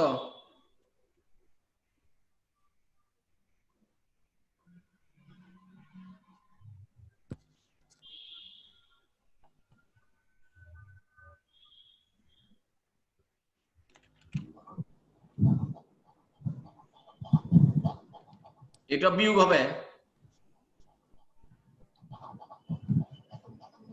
কারণ এটা কস্ট, প্রেজেন্ট ভ্যালু এত টাকা লাগছে, কিন্তু আমার এটা যেহেতু আমার হাতের মধ্যে আছে এটা বাদ যাবে এখানে। ফিনিশ। প্রেজেন্ট ভ্যালু, এটা প্রেজেন্ট ভ্যালু একই জিনিস। এটাকে একটা ফ্যাক্টর দিয়ে করতে হবে, অথবা 20 বার ক্যালকুলেশন করতে হবে, এটা 40 বার ক্যালকুলেশন করতে হবে, এটা যদি ইন্ডিভিজুয়ালি করে। এই জন্য একটা ভ্যালু দেওয়া আছে প্রত্যেক বছর সেম। এই ফ্যাক্টরটা অ্যানুয়াল কস্ট থেকে যদি সিরিজ আমার প্রেজেন্ট ভ্যালু বের করতে হয় তাহলে একটা ফ্যাক্টর দিয়ে করা যায় সিরিজ গিভেন এ এটা এ দেওয়া আছে find P R internal return method যদি লাগে এটা বের করতে পারবো আই ভ্যালু দিয়ে আলাদা চাইলে এই ধরনের অঙ্ক আসবে মনে রাখবা এবং আরো ছোট ছোট অঙ্ক থাকবে সেগুলো দিয়ে ইউজ করবা আমরা এখন এই ধরনের অঙ্ক আরো দেখবা অনলাইনে আছে বাবা দেখো অঙ্কগুলো দেখে নিবা আমরা এখন এই প্রজেক্ট অ্যানালাইসিস শেষ করলাম এক্সাম্পল দেখাইলাম এবার লাস্ট টপিক হলো প্রজেক্ট অ্যানালাইসিস প্রজেক্ট তৈরি করা প্রিপারেশন করা এটা আমাদের লাস্ট টপিক এটা বেশিক্ষণ সময় লাগবে না আমরা এখন বলতেছি আগামী ক্লাসে শুক্রবারে কি হবে class test sir human sir আমরা কয়টা ক্লাস টেস্ট নিছি পরীক্ষা ছাড়া মিড টার্ম ছাড়া 3টা না জি স্যার আগে 3টা নেওয়া হয়েছে মিড টার্ম একটা দিছো হয়তো জি স্যার একটা মিড টার্ম নিছেন একটা ভাইবা নিছেন স্যার একটা ভাইবা নিছি আর এই ক্লাস টেস্ট দিলে 4টা ক্লাস টেস্ট হবে আর মিড টার্ম একটা পরীক্ষা হবে ছোটখাটো একটা ক্লাস টেস্টের মতো হবে এবং আমি চাই শুক্রবারের মধ্যে এই যে গ্রুপ ভাইবাটা হয়ে যাবে তাহলে পরীক্ষা কালীন সময় আর ভাইবাটা আমার দামের দরকার না খালি পরীক্ষা দিয়ে আসবে ঠিক আছে জি স্যার শুক্রবারে ক্লাস টেস্ট দেওয়ার 10-15 মিনিট 15-20 মিনিট আধা ঘন্টা মনে কর ম্যাক্সিমাম ধরলাম আর বাকি আধা ঘন্টা 1 ঘন্টার ভিতরে ভাইবা হয়ে যাবে গ্রুপে সমস্ত কোর্সের উপর তৈরি হয়ে আসবে বুঝছো নাকি স্যার ভাইবাটা কি এতদিন যা পড়াইছেন সবকিছুর উপরে এই যে এরকম ভাইবা জিজ্ঞেস করব এটা কি এটা কল যায় কইতে পারবা তারই চ্যাম্পিয়ন না পড়লে নাই তৈরি হবে থাকবা তাহলে মাসুম জি স্যার তুমি 10 জন করে যদি গ্রুপ করো তাহলে কয়টা গ্রুপ হইব স্যার 10 জন করে হইলে স্যার মানে 6টা গ্রুপ হবে আমাদের স্যার টোটাল 6টা গ্রুপ করব মানে 57 স্টুডেন্ট স্যার ঠিক আছে প্রথম 6টা করে 5টা 7টা 7 জনের জন্য একটা তাহলে কি হবে তাহলে 6টা গ্রুপের প্রেজেন্টেশন হয়ে যাবে মানে আমি 10 জন করে একবার মিটিং করব আমি এরকম 10 জন করে জুমে বলবো বুঝছো নাকি জি স্যার জি স্যার 10 জন করে বসলাম 10 মিনিট স্যার 10 জনকে কি একটা কোশ্চেন করবেন এরকম 10 জন করে আমি একবারে বলবো একবারে প্রশ্ন করব সবারই বুঝছো নাকি এখন করতেছি না সবারই এখন তো 60 জনের প্রশ্ন করতেছি জি স্যার জি স্যার আমি দেখলে বুঝতে পারবো কি করবা না করবা কেরা পারবা এই 10 জন কি ডাকবেন রোল ওয়াইজ নাকি হ্যাঁ এই প্রথম থেকে আইবো গ্রুপে মাসুম তো মাসুম জানা দিবা মাসুম গ্রুপ আচ্ছা স্যার আমি জানাই দিই তুমি 6টা গ্রুপ করে আমাকে জানা দাও ওই রোল নাম্বার লিখে যে 6 গ্রুপ প্রথমে এই লোক গ্রুপ 1 গ্রুপ 2 গ্রুপ 2 তার মানে ধরো প্রথম গ্রুপে দেখলাম আমি ক্লাস টেস্ট শেষ করলাম ধরো কয়টা 3:30টা শুরু করি না জি স্যার 3:30টা 3:30 থেকে ধরো 4টা পর্যন্ত আমার পরীক্ষা শেষ হয়ে গেল জি স্যার তাহলে 4টা থেকে 10 মিনিট 10 মিনিট 10 মিনিট 10 মিনিট বুঝছো সবাই 1 ঘন্টা জি স্যার হ্যাঁ তাহলে তো আমরা শেষ ক্লাস তো 2-2.5 ঘন্টা করি 2.5 ঘন্টা থেকে 1.5 ঘন্টা দেবো ম্যাক্সিমাম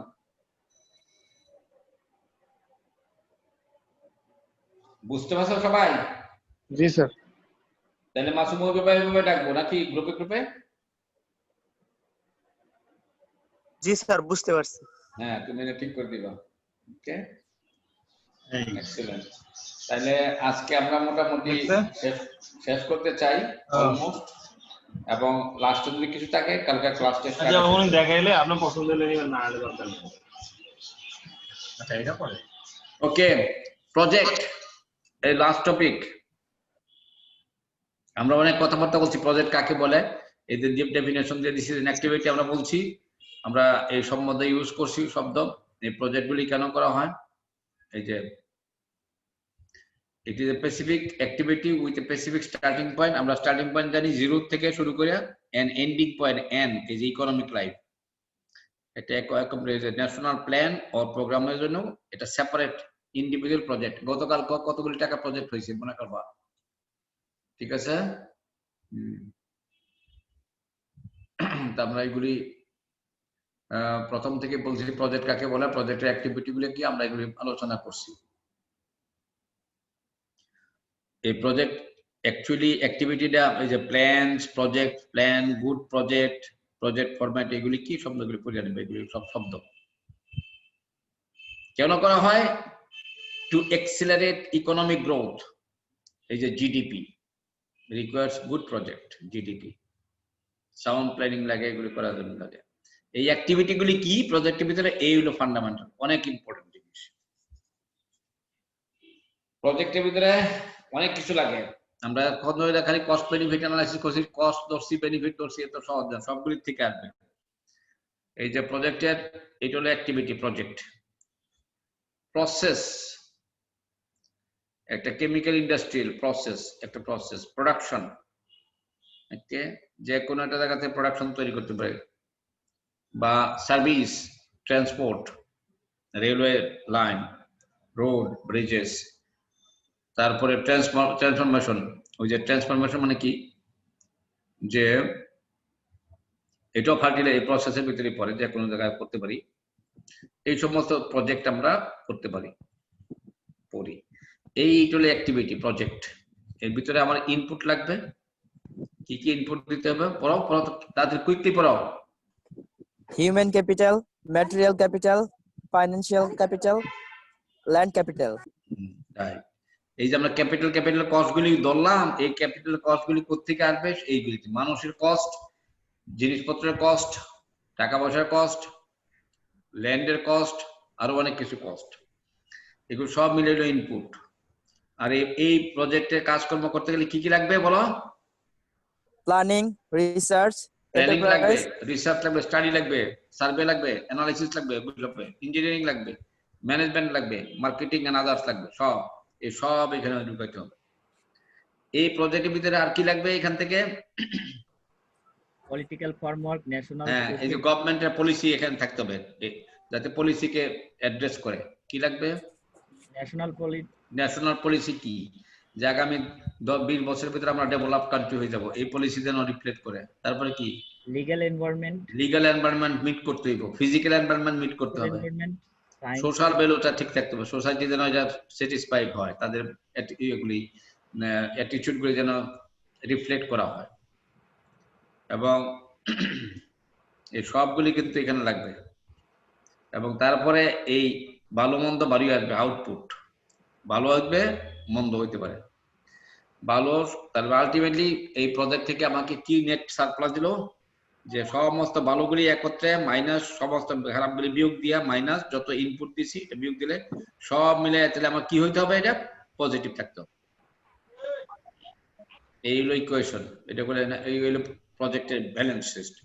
এই প্রত্যেকটা জিনিসে আমাকে পড়তে হবে, এইগুলি নিয়ে আমাদের ফিজিবিলিটি স্টাডি করতে হয়। আমরা একটু কুইকলি যাচ্ছি যাতে শেষ করে দিতে পারি মোটামুটি, যাতে ওই দিন অল্প সময় লাগে। Tools, techniques for project management, এগুলো আমরা আগেও পড়ছি কনস্ট্রাকশন ম্যানেজমেন্টের সময়। সিলেকশন করার জন্য এই যে কতক্ষণ আগে আমরা কি বললাম, কতক্ষণ আগে কি পড়ছি? Cost benefit analysis. এই অ্যানালাইসিস করতে কেন? প্রজেক্ট সিলেক্ট করতে হবে, কোন প্রজেক্ট নিব আমি, কোনটা ভালো। ওকে, এই যে সেনসিটিভিটি অ্যানালাইসিস করতে হবে, রিস্ক অ্যানালাইসিস করতে হবে, আমরা গুলি শিখছি। প্রজেক্ট এক্সিকিউশন মেথডের জন্য কি কি লাগবে, এই যে ব্রেকডাউন, সিপিএম এগুলো আমরা পড়ছি। এই যে দেখো part CPM, network techniques, bar chart, এগুলো আমরা পড়ছি। শিডিউলিং, মনিটরিং, এগুলো আমরা টেকনিক শিখছি, এগুলো সব জানি। প্রজেক্টের সাইকেল থাকে, ফেজেস, বিভিন্ন ফেজ, এইটা গেলে প্রজেক্ট সাইকেল বলে। এগুলো আরো পরে দ্বিতীয় কোর্সে যায় আর বেশি পড়ায়, project life cycle. Project life cycle very important. এটা হলো আইডেন্টিফিকেশন ফেজ, একটা ফেজ, একটা স্টেজ। আমার লাইফের যেমন ফেজ আছে, তোমার লাইফের যেমন ফেজ আছে, এগুলো ফেজ। আইডেন্টিফিকেশন, প্রিপারেশন, অ্যানালাইসিস, তারপরে হলো অ্যাপ্রেজাল, ইভালুয়েশন, ইমপ্লিমেন্ট করতে তাই তখন আমরা ইমপ্লিমেন্ট, আমরা কিন্তু ম্যাক্সিমাম কাজ এখানে করছি, পড়াশোনা করছি ইমপ্লিমেন্টেশনের জন্য ম্যাক্সিমাম। তারপরে পোস্ট ইভালুয়েশন আমাকে বলে final phase in the project cycle, post evaluation. এই ফেজগুলি খুবই ইম্পর্টেন্ট। এই যে এরকম সাইকেল থেকে প্রজেক্ট লাইফ সাইকেল তুমি যে কোনো জায়গায় দেখতে পারবা, প্রত্যেকটা আর 12 সুন্দর করে বইয়ের মধ্যে দেওয়া আছে, বই আরো বেশ সুন্দর করে দেওয়া আছে এগুলো যারা পাইছো। এই প্রজেক্ট লাইফ সাইকেল এরকম হতে পারে, বিভিন্ন ধরনের প্রজেক্ট লাইফ সাইকেল। এই প্রজেক্ট করতে ঠিক করতে গেলে, প্রজেক্টকে নিতে গেলে কিছু জিনিস লাগবে, এটাকে বলে অ্যাসপেক্টস অথবা রিকোয়ারমেন্টস, কতগুলি ফান্ডামেন্টাল রিকোয়ারমেন্ট। যেমন প্রজেক্ট নিলেই হবে না, এইটার অনেক কিছু রিকোয়ারমেন্ট লাগবে। কি রিকোয়ারমেন্ট? এক নম্বর বলো, টেকনিক্যাল অ্যাসপেক্ট। এই প্রজেক্টের টেকনিক্যালিটি, এক্সপার্টিস আছে কিনা, এই যে ইনপুট আউটপুট এগুলির জন্য আমার কিছু রিয়েল আছে, টেকনিক্যাল স্কিল আছে কিনা, নলেজ আছে কিনা। তা না হলে বাইরে থেকে কনসালটেন্ট আসতে হয়, এক্সপার্ট আনতে হয়, ইকুইপমেন্ট আনতে হয়, যন্ত্র আনতে হয়, ম্যাটেরিয়াল আনতে হয়। এইগুলো টেকনিক্যাল কম্পিটেন্সি এনশিওর করতে হবে। তারপরে ইনস্টিটিউশনাল অ্যাসপেক্টস, প্রাতিষ্ঠানিক, যে তোমার এই প্রতিষ্ঠান, যেমন ব্রিজ অথরিটি বানাইছে কেন, বড় বড় ব্রিজগুলিকে দেখার জন্য আলাদা তৈরি করছে, আগে রোডস এন্ড হাইওয়েজ করতো। প্রতিষ্ঠানিক ঠিক আছে কিনা, ম্যানেজমেন্ট ঠিক আছে কিনা, সোসাইটি নিয়ে তুমি ডিল করছো কিনা, সোসাইটাল অ্যাসপেক্ট, এই যে সোশ্যাল ইমপ্লিকেশন প্রজেক্টের।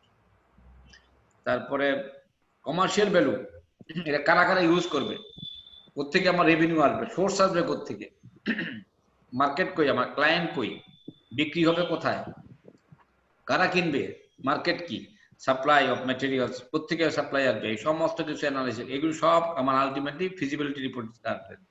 ফাইন্যান্সিয়াল সোর্স অফ ফান্ডিং, আর তারপরে ইকোনমিক ইভালুয়েশন জন্য করা হবে, যে ইকোনমিক ইভালুয়েশন করবা, contribution to the total development of the economy growth. তুমি একটু ধরো তো, আমি টেলিফোন দিচ্ছি, ধরছি। ওয়ালাইকুম সালাম, সরি আপনি পরের সময় আমরা তো ইয়ে পাইলাম না, মেলটা পাইনি আমি, তো ওইটা একটা ফেল, এটা ফেল করছিল। আপনি আমাকে জি মেলে দিছিলেন, হ্যাঁ আপনার দেখার তো জিমেলে dir@arc@gmail.com থেকে আপনি পাঠাইতেন। আজকে কালকে কটা মিটিং? কালকে স্যার 4:30। গুড, আমার 3টার সময় মিটিং আছে আমাদের ইউনিভার্সিটিতে, দরকার পারবো হয়তো 4:30 দিকে মারতে। আচ্ছা ঠিক আছে, না আমরা পাঠা দেন 3:30, 4:30 তো 4:30 10-15 মিনিট এদিক সেদিক লেট হতে পারে। আচ্ছা থ্যাংক ইউ।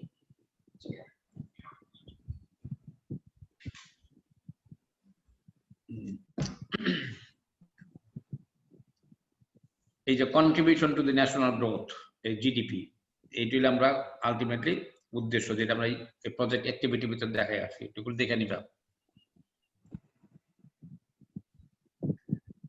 এই যে এখানেই যখন বলা ইকোনমিক অ্যাসপেক্টস অর্থাৎ জিডিপি, আমার কোনো ব্যক্তিগত জিনিস না, এটা আমার তো নিজে তোমার একটা ব্যবসা, তুমি নিজে ইকুয়েশন করবা একটা, যে ব্যবসা কত টাকা খরচ করলাম, কত টাকা পাইলাম, আমার নেট বেনিফিট কি হলো। আর এই ব্যবসা প্রতিষ্ঠান যদি সরকারি প্রতিষ্ঠান হয়, তখন সরকারি প্রতিষ্ঠান থেকে চিন্তা করবে এটা আলটিমেটলি সোসাইটির জন্য কতটুকু ভ্যালু আসলো, সোসাইটাল ভ্যালু। এটা বলে total national economic point of view থেকে, এটা ইকোনমিক পয়েন্ট অফ ভিউ থেকে। এই জন্য দুইটা প্রাইসিং হয় একটা যে কোনো জিনিসের। এই জন্য বলছে determining economic values of the input, তুমি যেগুলো ইনপুট ইউজ করতেছি বা আউটপুট ইউজ করছি সেগুলো ইকোনমিক ভ্যালু বের করতে হবে। এই জন্য এটা বলা একটা ভ্যালু, ফান্ডামেন্টাল ভ্যালু, যে কনসেপ্ট হলো the true values, economic values of the goods, এটা বলা হচ্ছে। এই যে প্রজেক্ট মে বি অ্যানালাইজড, এই জন্য বলছে from financial point of view and from economic point, অর্থাৎ তোমার ইন্ডিভিজুয়াল পয়েন্ট অফ ভিউ থেকে একটা হইতে পারে, অথবা রাষ্ট্রীয় total societal point of view থেকে এটা হইতে পারে। এই দুইটা পয়েন্ট অফ ভিউ থেকে প্রজেক্ট অ্যানালাইসিস করা হয়, এবং তার জন্য এটাকে বলা ফাইন্যান্সিয়াল অ্যানালাইসিস, আর এটা বলা ইকোনমিক অ্যানালাইসিস। এটা হলো ফ্রম দি ইকোনমিক অ্যানালাইসিস হলো from the total economy, from the societal point of view, national point of view থেকে। আর এটা হলো ইন্ডিভিজুয়াল এন্টারপ্রাইজ, ব্যক্তিগতভাবে তৈরি করা, প্রাইভেট সেক্টর পর্যন্ত। সিম্পল এক্সাম্পল আমি যদি বলি, তুমি সিভিল ইঞ্জিনিয়ারিং নিতেছো প্রাইভেট ইউনিভার্সিটি থেকে, তাই তো? জি স্যার। কস্ট কত লাগে? 4 লক্ষ, 5 লক্ষ, 7 লক্ষ, 8 লক্ষ হতে পারে কোন কোন ইউনিভার্সিটিতে, হয়তো? জি স্যার। আর রুয়েট থেকে চুয়েট থেকে পাস করতে কত টাকা লাগে? 30-50 হাজার। না আরো বেশি, 1-1.5 লাখ মনে হয়। কিছুই লাগে না টাকা, খালি স্যার, নিজের শুধু খরচ থাকা করতে খাওয়ার হয়, খরচ। খালি নিজের খাওয়া খাইতে হয়, আর কিছু না। বেতন তার কোন বালাই নাই, অল্প স্বল্প টাকা বেতন, 5-10 টাকা 12 টাকা বেতন দেয়। হলে থাকলো তো এরকম বিনা পয়সাই, খাওয়া দেয় সাবসিডি। তাহলে ওইটা হলো তুমি যেটা করতেছো, এটা হলো তোমার ইন্ডিভিজুয়াল পয়েন্ট অফ ভিউ থেকে করতেছো। তাহলে তোমার যে খরচটা হচ্ছে, বুয়েটের খরচ তাই হওয়া উচিত, কিন্তু সেটা কিভাবে খরচ করছে, এটা ইদেন রাষ্ট্রীয় ভাবে তাদেরকে খরচ দেওয়া হচ্ছে। তা নাহলে এটা বুয়েটের যে এটা হলে থাকে যে রুমের ভাড়া, খবর আছে কারো? একটা হলের গেছো কোনদিন? বুয়েটের হলে কেউ গেছো কোনদিন? স্যার বুয়েটের হলে যাই নাই, কিন্তু ওই যে ডুয়েটে গেছিলাম স্যার। ডুয়েটে গেছো? তো ডুয়েট হলো ঢাকা শহরের বাইরে, আচ্ছা বাদ দিলাম। ঢাকা শহর ওখানে একটা হলের সিটের ভাড়া কত?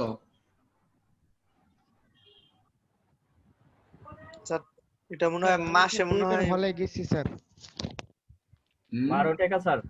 12 টাকা, আমি 10 বুয়েটের টাকা। হলে গেছি স্যার, আমার অনেক ফ্রেন্ড স্যার বুয়েটে পরে হলে থাকে স্যার, ওইখানে গেছি স্যার হলে। হ্যাঁ, কত টাকা? স্যার ওদের স্যার ওই যে খাবারের বিলটাই শুধু দিতে হয় স্যার, ডাইনিং এ না, তাহলে কে বলছো না বুয়েটের ফ্রেন্ডরা থাকে, কত টাকা দেয় একটা সিট ভাড়া?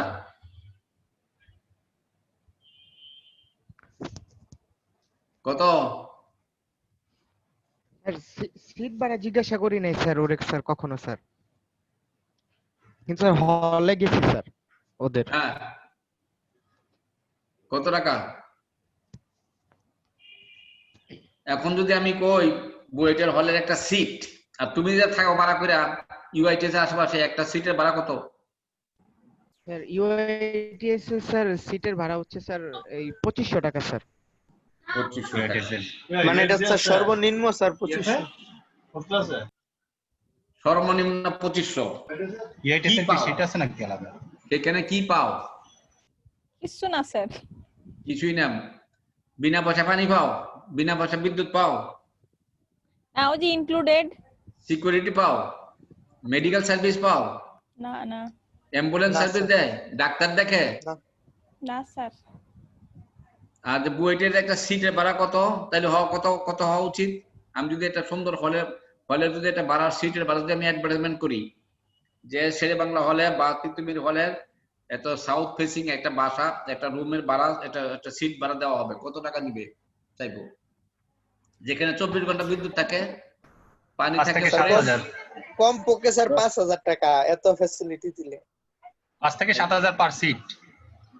5 থেকে 7000 টাকা যদি কই যে সবার জন্য ভাড়া দেওয়া হবে, রিকশাওয়ালা নিতে পারবে, বড় চাকরিওয়ালা নিতে পারবে, যে কোনো পাবলিক ভাড়া করে থাকতে পারবে, কত টাকা দেব?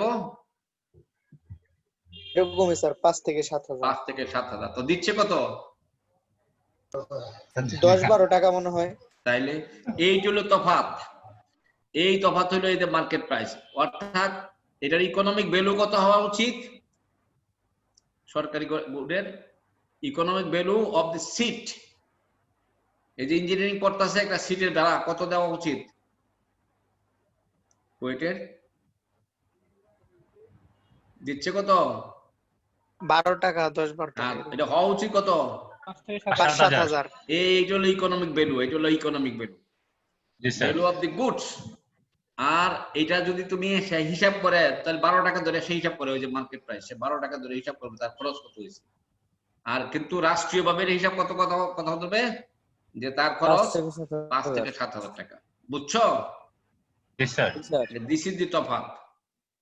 ডলারের ভ্যালু যদি $1 যদি কিনতে চাও এই মুহূর্তে, রাত্রে যদি তোমার কোনো জায়গায় ইমার্জেন্সি ডলার দরকার হয়, বিদেশে দেখবা $1 কত টাকা করে কিনবা?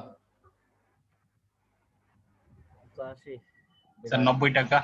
90 টাকা। আর এমনি সরকারি ভাবে ব্যাংকে কত রেট দেখায়? 85.8 মনে হয়। 85.8। তার মানে তুমি 85.8 দিয়ে বাইরে থেকে ডলার কিনতে পারবা?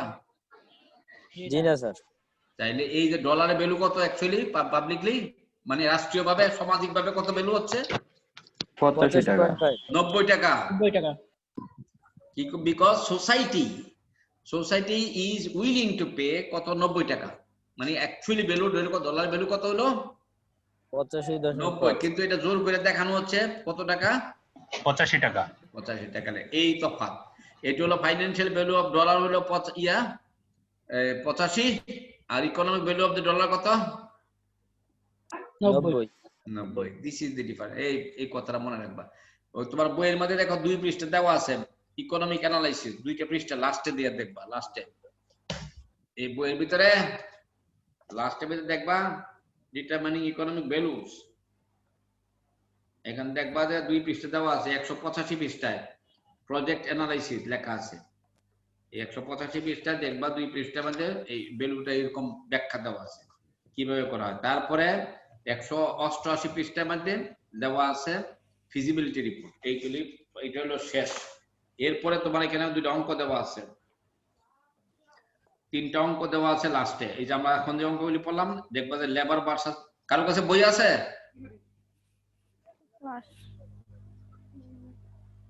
এনি স্টুডেন্ট বই আছে? স্যার পিডিএফ আমাদের প্রায় সবার কাছেই আছে স্যার। বইটা এখন হাতে আছে? মামুন ভাই আপনি যদি পিসি তে ঢুকে থাকেন তাহলে দেখেন পিসির মধ্যে আছে কিনা বই। আছে? আরে আছে না নাই বললেই তো হয়। আছে স্যার, আছে স্যার।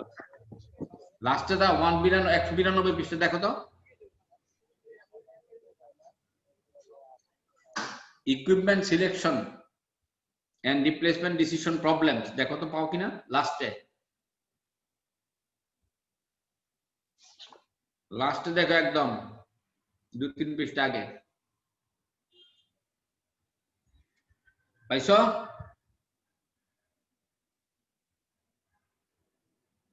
তাড়াতাড়ি বলো, তাড়াতাড়ি বললাম তাড়াতাড়ি ছাড়বো। পাইছি sir, labour versus equipment. Good boy. এই যে দেখো লেবার ভার্সেস ইকুইপমেন্ট, আমি যদি একটা অঙ্ক দিয়ে দিতাম এই অঙ্কটা করে আমি আসলে এটাও একটা পরীক্ষা। এখানে 3টা অঙ্ক দেওয়া আছে এরকম। আচ্ছা তার আগে আসো 2 পৃষ্ঠা আগে, 3 পৃষ্ঠা আগে দেখো ফিজিবিলিটি রিপোর্ট দেওয়া আছে 188 পৃষ্ঠা বোধহয়। ফিজিবিলিটি রিপোর্ট পাইছো? ইনভেস্টমেন্ট পাইলাম না, ফিজিবিলিটি রিপোর্ট দেখো একটু আগে আসো। পাইছি স্যার ফিজিবিলিটি রিপোর্ট। হ্যাঁ, কি লেখা আছে? Summary of the project. জি sir. Market price, market study. জি। হ্যাঁ, তার আগে আসো, তার আরেক পৃষ্ঠা 2 পৃষ্ঠা আগে আসো, দেখো প্রজেক্ট অ্যানালাইসিস লেখা আছে।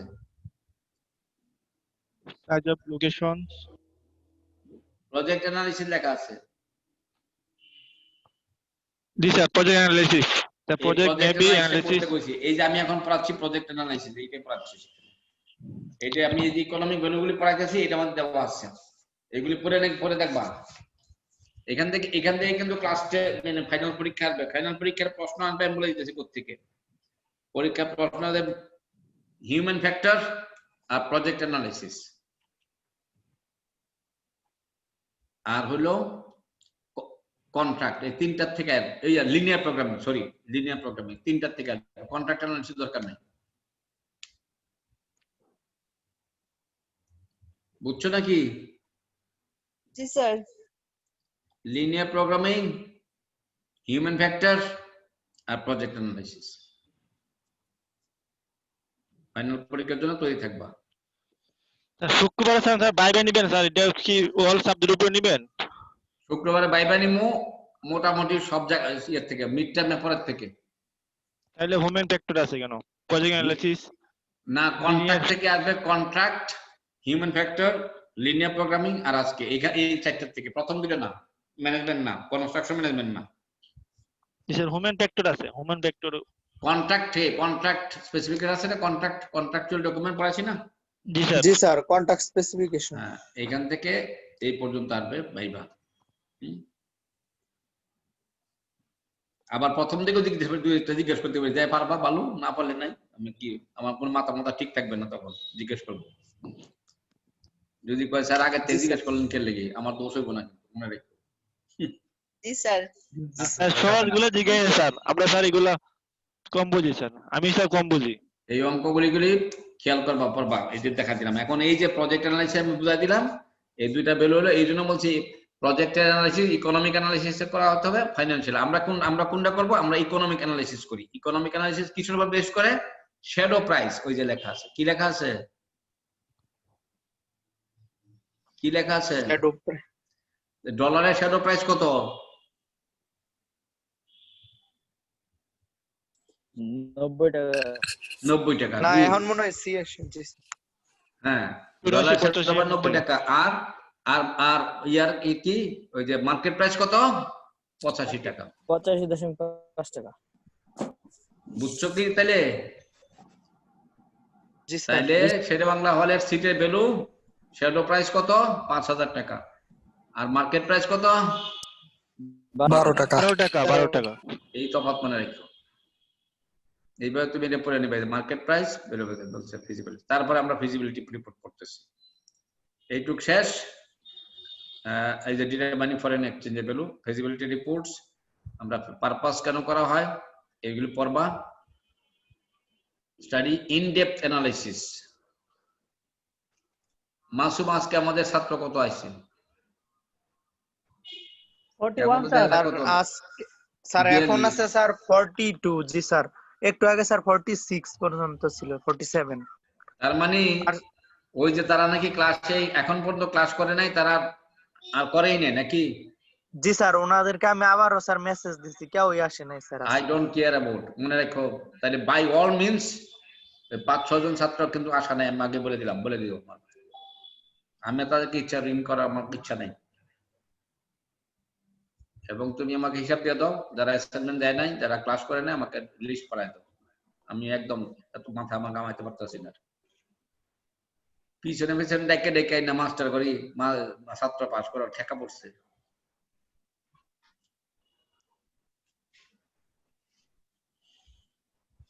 তারা কি রেজিস্ট্রেশন করছে? না। জি স্যার, সবাই রেজিস্ট্রেশন করছে। তো রেজিস্ট্রেশন করে ফেল করলে কোনো লাভ নাই তো। টাকা দেয়া যাবে? ওরা মনে বড় লোক স্যার। হ্যাঁ, ওরা মনে বড় লোক।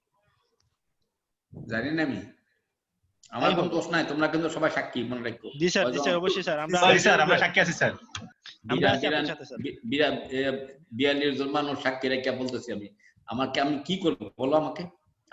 I cannot help them. আজকে আমাকে একটা রিং করছে সোমালি এক ছাত্র, কান্নাকাটি করে। যে এত সহজ না, তোমাদেরকে বহুত মায়া দয়া করে ছেড়ে দিছি। গত বছর একটা পাস করে দিছি, এরকম পুরো পরীক্ষা দেয়। তারা ইচ্ছা করে এগুলি করে। দি স্টুডেন্ট, আজকে আমি সত্য করে বলছি। আজকে সত্য করে বলে দিছি, very sorry, I cannot do anything. Just keep quiet বলে দিছি। না স্যার, নো স্যার, ইয়েস। আমি নো। তুমি এতদিন ধরে ঘুমাইছো 6 মাস ধরে, তুমি আইছো না, তোমার পরীক্ষা দাও নাই, তোমার পরীক্ষা নেওয়া যায় না, মামার বাড়ি আবদার পাইছো নাকি? শোনো, কালকে একটা সেশন করছিলাম তোমাদের লগে। জি স্যার। অনেক ইউনিভার্সিটি আছে 1 টাকা বাকি থাকলে মিড টার্ম পরীক্ষা দিতে দেয় না, জানো না? আছে না? জি স্যার, জি স্যার, জি স্যার। আর 1.5 লাখ টাকা তো বাকি, কোন প্রশ্নই উঠে না। তার কি করবে ইউনিভার্সিটি? তারপরে ইউনিভার্সিটির মধ্যে ভর্তি হতে চান না, তখন আর কিছু করার নাই। স্যার আমরা সাজেস্ট করি স্যার ভর্তি হওয়ার জন্য। হ্যাঁ, সেটাই আমি স্যার অনেক ভর্তি করাইছি স্যার। আমি অনেক ভর্তি করাইছি। আর আমি ইউনিভার্সিটি বাংলাদেশে নাই, এটা আমি 100% শিওর। আমি তো সব ইউনিভার্সিটির লোকে যোগাযোগ করছি। জি স্যার, যথেষ্ট ভালো স্যার। তারপর আইসে পরীক্ষা দেয় না, 6 মাস আগে থেকে 3 মাস 1 বছর ধরে পরীক্ষা দেয় না, ওখানে এসে পরীক্ষা নিয়ে তারে পাস করে দেওয়ার জন্য। বাপ রে বাপ, কি! তা আমাদের একটা নৈতিকতা আছে না মাস্টারদের? জি স্যার, জি স্যার। আমি যে এতগুলি করতেছি, খোঁচাইতেছি তোমাদেরকে কি জন্য, বুঝছো কি? জি স্যার। টেস্ট ছাড়া কোনো রাস্তা নাই। ভেরি সিরিয়াসলি পারসু করবা, নাম্বার পাবে, নাহলে যা যতটুকু পারবা সেটাই করবা। এই যে ইন ডেপথ অ্যানালিসিস পড়াও কেন করা হয়েছে? আগে বলছি, প্রজেক্ট কেন করবা? এই যে ইন ডেপথ অ্যানালিসিস। এই যে ওয়েদার এটা হবে কিনা, এটা সলভ করবে কিনা, এটা ভালো রেজাল্ট দিবে কিনা, এটা সমস্ত কিছু মিট করবে কিনা, ওই যে ফ্রেমওয়ার্ক দেওয়া বলা হয়েছিল, political requirement, national policy, social value সবগুলো আছে। whether it is possible to sustain, G sir, গভীরভাবে বিশ্লেষণ করা স্যার, চলবে কিনা এই সব কিছু ফিজিবল পারপাস। আর হলো পার্সপেক্টিভস, এই যে কোন পার্সপেক্টিভে বলছি, টেকনিক্যাল, ওই যে বলছি technical, economic, financial, social, institution, আমরা এগুলো বলছি। এই যে feasibility multi professional degree, team, এটা টিম হিসেবে করতে হবে। এটা সোশিওলজি লাগবে, সোশিওলজিস্ট লাগবে, ইকোনমিক্স লাগবে, অ্যাকাউন্টিং লাগবে, ফাইন্যান্সিয়াল ভ্যালু লাগবে, টেকনিক্যাল ইঞ্জিনিয়ারিং লাগবে, লিগ্যাল এক্সপার্ট লাগবে, সমস্ত কিছু লাগবে। Taken by external consultants, specialised consultant দিয়া ফিজিবিলিটি স্টাডি করে। ট্রান্সপোর্ট প্রজেক্ট, তাহলে ট্রান্সপোর্ট লেভেল রিলেটেড ডিরেক্টর যারা স্পেশালিস্ট তাদেরকে দিয়ে করাতে হবে। ওকে, এই ফিজিবিলিটি রিপোর্ট তোমাকে যেটা দেখাইলাম সবগুলো এগুলো পড়ে নিবা। নরমালি এই আইটেমগুলি থাকে, সামারি একটা রিপোর্ট থাকবে। এখন ফিজিবিলিটি রিপোর্ট তুমি দেখবা, আমি টাস্ক লেখা রাখবো অনলাইন, যে তুমি বাংলাদেশ গভর্নমেন্টের ওই যে প্ল্যানিং কমিশনে খোঁজ করো, ফিজিবিলিটি রিপোর্টের ফরম্যাট পাওয়া যায়, কি কি লাগে। কন্টিনিউয়াসলি আপডেটিং হচ্ছে, যে দুনিয়া পরিবর্তন আসছে। যেমন এখন অনেক রিপোর্ট, ফিজিবিলিটি রিপোর্ট তৈরি করতে গেলে যেমন এখন ভালনারেবিলিটি একটা বড় জিনিস আছে, সাইক্লোন, গ্লোবাল ওয়ার্মিং, এই সমস্ত জিনিসগুলো আগে কনসিডার করতো না, এখন এগুলি লাগে। আনএমপ্লয়মেন্ট, পভার্টি, উইমেন পার্টিসিপেশন, এই জিনিসগুলো লাগবে। সব কিছু মিলাই কিন্তু এটা লাগবে। ডিসপারিটি, ইকোনমিক ডিসপারিটি, এক এলাকার থেকে আরেক এলাকা বেশি রিচ আর একটা বেশি গরিব, এই দুইটার থেকে ব্যালেন্স করতে হবে। তাহলে ওইগুলো দেখতে হবে প্রজেক্টের ভিতরে আছে কিনা সব। এই জন্য সামারি প্রজেক্ট থাকবে, মার্কেট স্টাডি করবা, কারা কারা বললাম আমি, কোথেকে যাবে, সাইজ এন্ড লোকেশন, কোথায় থাকবে, কোন জায়গায় থাকবে। এই যে ব্রিজের লোকেশন গুলি দেখো কিরকম, এই যে ব্রিজের লোকেশন এত চিন্তা করার পরে বড় ব্রিজ লোকেশন গুলি থ্রেট ভেঙে যাচ্ছে, নদীর পার ভেঙে যাচ্ছে, বাঁধ ভেঙে যাচ্ছে, শহর তলায় যাচ্ছে, কেন? এইগুলি এত কিছু করার পরেও থাকে না। প্রজেক্ট ইঞ্জিনিয়ারিং এটা তো সিরিয়াস, তোমাদের ব্যবসা, এটা তোমাদের প্রফেশন, তোমাদের ফিল্ড, এটা পুরোপুরি তোমাদের হাতে এগুলি জিনিস। তারপরে হলো ইনভেস্টমেন্ট, বাজেট এক্সপেন্ডিচার, ইভালুয়েশন, ওই যে বললাম, এই যে মেথোডোলজি, ইভালুয়েশন, ইকোনমিক ভার্সাস, এই যে ইকোনমিক ভার্সাস ফাইন্যান্সিয়াল। আমরা কোনটা করব প্রজেক্টের জন্য? সরকার কোন পয়েন্ট বল, কোনটা করব আমরা কোনটা করব স্যার? আমরা কোনটা করব? ইকোনমিক এবং ফাইন্যান্সিয়াল। এই যে ক্রাইটেরিয়া গুলি কি কে বলছে? Net present value, net present value, benefit cost ratio, ARR value, এই সমস্ত প্রজেক্ট। ফান্ডিং কোথেকে আসবে, কি আসবে, অর্গানাইজেশন, এই জিনিসগুলো আমাদের এই শেয়ার কোথায় আমাদের এই ফিজিবিলিটি পর্যন্ত শেষ। আমরা মোটামুটি প্রজেক্টের কোর্স একটা বই পড়াইছি আমাদেরকে। এখন আগামী ক্লাসে আমি একটা ব্রিফিং, আমাদের স্যার 300 মতন 300 পেজ পর্যন্ত পড়াইছেন। হ্যাঁ 300 পেজ, 250 থেকে 300 পেজ হবে আমাদেরকে পড়াইছেন। কেডা পড়াইছে? আপনি এই প্রথম থেকে 3000 পেজ তোমার জীবনে পড়তে হবে, 3 লক্ষ পেজ পড়তে পারবো ভবিষ্যতে। তোমাদের জীবনে আরো অনেক কিছু রেকর্ড এটা, এটা স্যার ভার্চুয়াল লাইব্রেরি রেকর্ড। এটা আমরা 300 পেজ থেকে যে মাত্র 30 পৃষ্ঠা মনে করে ধরে পড়াইলাম মনে হয়। যদি আমি এগুলিকে ছোট ছোট করে দেই 30 পৃষ্ঠা হইব সবগুলা, তাই না? জি স্যার। জি স্যার। এই স্লাইডগুলি যে আমি ছোট ছোট করে দেই কয় পৃষ্ঠা হইব? 30 পৃষ্ঠা হইব না স্যার, বেশি হবে স্যার, বড় বড় স্লাইড তো স্যার। আরে এইগুলি তো ছোট ছোট, এখন তো কত ফন্ট করে বড় দিলাম, এটা দিয়ে একটা মানে তো 10টা করে ঢুকবে স্লাইড। এটা স্যার ভার্চুয়াল লাইব্রেরি স্যার বেশি অনেক স্যার, এটা হিস্টরি রেকর্ড। কথা বলছি তো কত কথা বলছি তো 1000 পৃষ্ঠা বেশি, তাই না? জি স্যার। এই যে একটা পড়াইলাম, এই প্রজেক্ট ইভালুয়েশন জন্য এই কম্প্রিহেনসিভ পড়া, তোমাদের নারী নক্ষত্র যতটুকু লাগে সবগুলি অ্যাসপেক্ট আমি আলোচনা করছি। একটা সিভিল ইঞ্জিনিয়ারিং এর এটা প্রজেক্ট নিয়ে ডিল করতে গেলে যতটুকু লাগে আমি মনে হয় কোনো কিছু বাচ্চা দিই। বুঝতেছো কিছু? জি স্যার। জি স্যার। আগামী ক্লাসে পরীক্ষার আগে আমি 5 থেকে 10 মিনিটের জন্য কমপ্লিট একটা রিভিউ দেব, জাস্ট রিভিউ দেব, কোনো স্লাইড থাকবে না, এমনি হয়তো রিভিউ দেব, বুঝছো? তারপরে পরীক্ষাটা নেব। জি স্যার ওইটাই ভালো হবে। তো আমার উদ্দেশ্য হলো তোমাদের অ্যাসাইনমেন্ট গুলো যা দিছি, দুইটা দিছি না? জি স্যার, দুইটা অ্যাসাইনমেন্ট দিছি। দুইটা অ্যাসাইনমেন্ট এই দুইটা অ্যাসাইনমেন্ট খুব স্যার চমৎকার। অ্যাসাইনমেন্ট গুলো খুব কঠিন। অ্যাসাইনমেন্ট গুলি সুন্দর করে লিখবা, খুবই রেলেভেন্ট। লাস্টে যে স্যার এটা দিছি, জি স্যার, স্যার এটা মানে কস্ট বেনিফিট অ্যানালাইসিস দিছি যে পড়াইলাম এখন, এগুলির থেকে লিখবা। আচ্ছা। আর অঙ্কগুলি দেখলাম যেগুলি, এই যে লেবার ভার্সাস ক্যাপিটাল দেখছো, সুন্দর অঙ্ক। লিনিয়ার প্রোগ্রামিং অঙ্ক তোমাদের থাকবে পরীক্ষায়, তো লিনিয়ার প্রোগ্রামিং অঙ্ক থাকবে, এখান থেকে অঙ্ক থাকবে, হিউম্যান ফ্যাক্টর থেকে কোশ্চেন থাকবে, প্রজেক্টিভ ভ্যালুয়েশন থেকে কোশ্চেন থাকবে। ক্লাস টেস্টে ছোট প্রশ্ন দিব, বাট অ্যাসাইনমেন্ট গুলি ভালো করে জমা দিবা। আমি এই তোমার আশেক স্যারের ক্লাস নিছে স্যার, শনিবারে আরেকটা নিব, লাস্ট ক্লাস স্যার। এত ক্লাস নিব, একটা ক্লাস নিব, একটা ক্লাস নেই, এটা ক্লাস টেস্ট নিছে। জি স্যার, ক্লাস টেস্ট জি স্যার, ক্লাস টেস্ট নিছে।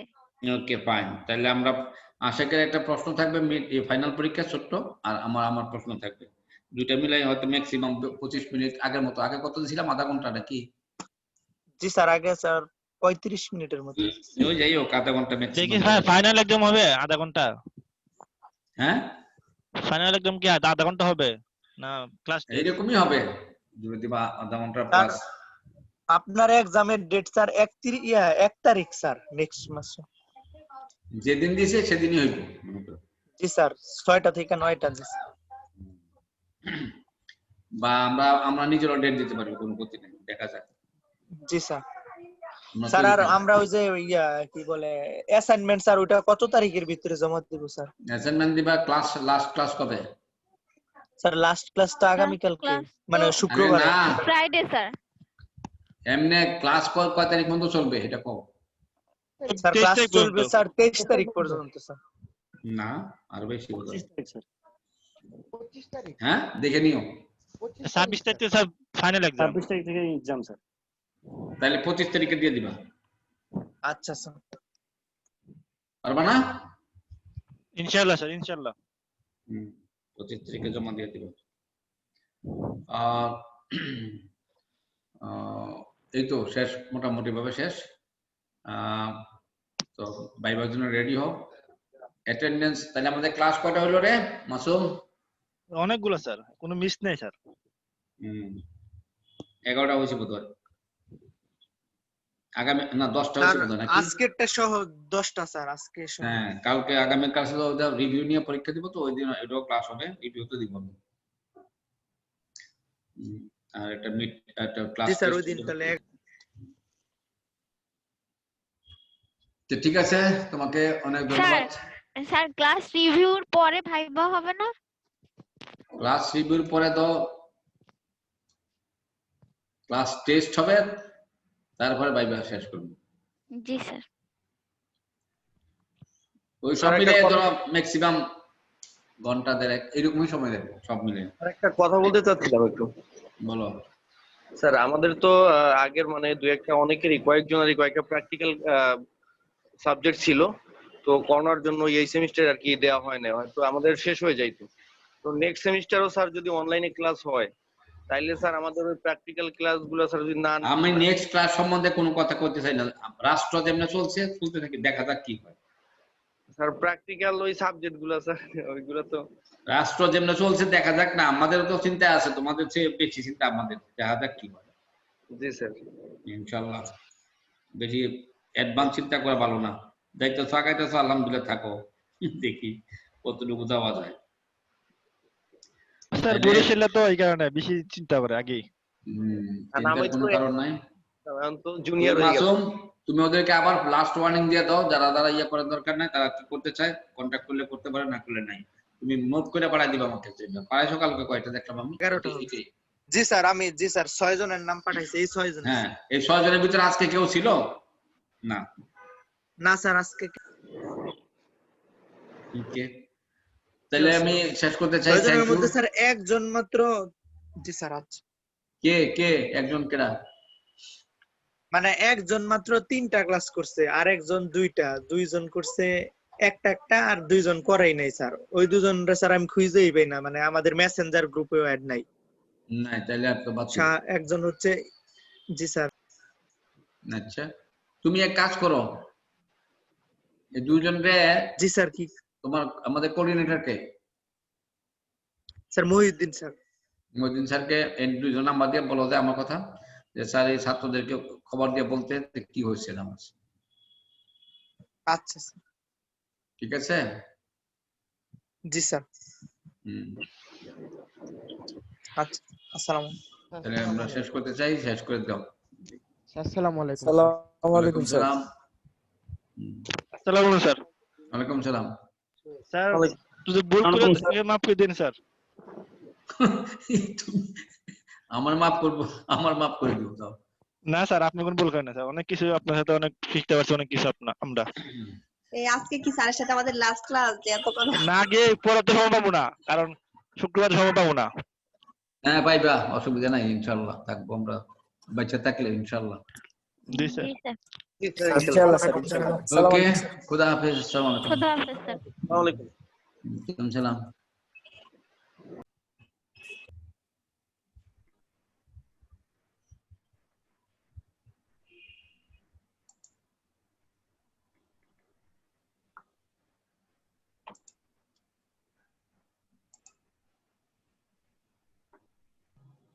খুদা হাফেজ।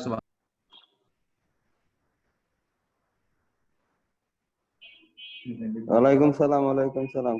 কো সালাম কালাম শেষ হয়ে গেল, বুঝলাম না তো উত্তর দিতেইছি না। ওয়ালাইকুম মাস্টার সালাম। মশাই কই থেকে আসলি এতক্ষণে? রে কথা কইছ না রে। আনিকার কি খবর রে? আনিকার বিয়ে 28 তারিখে।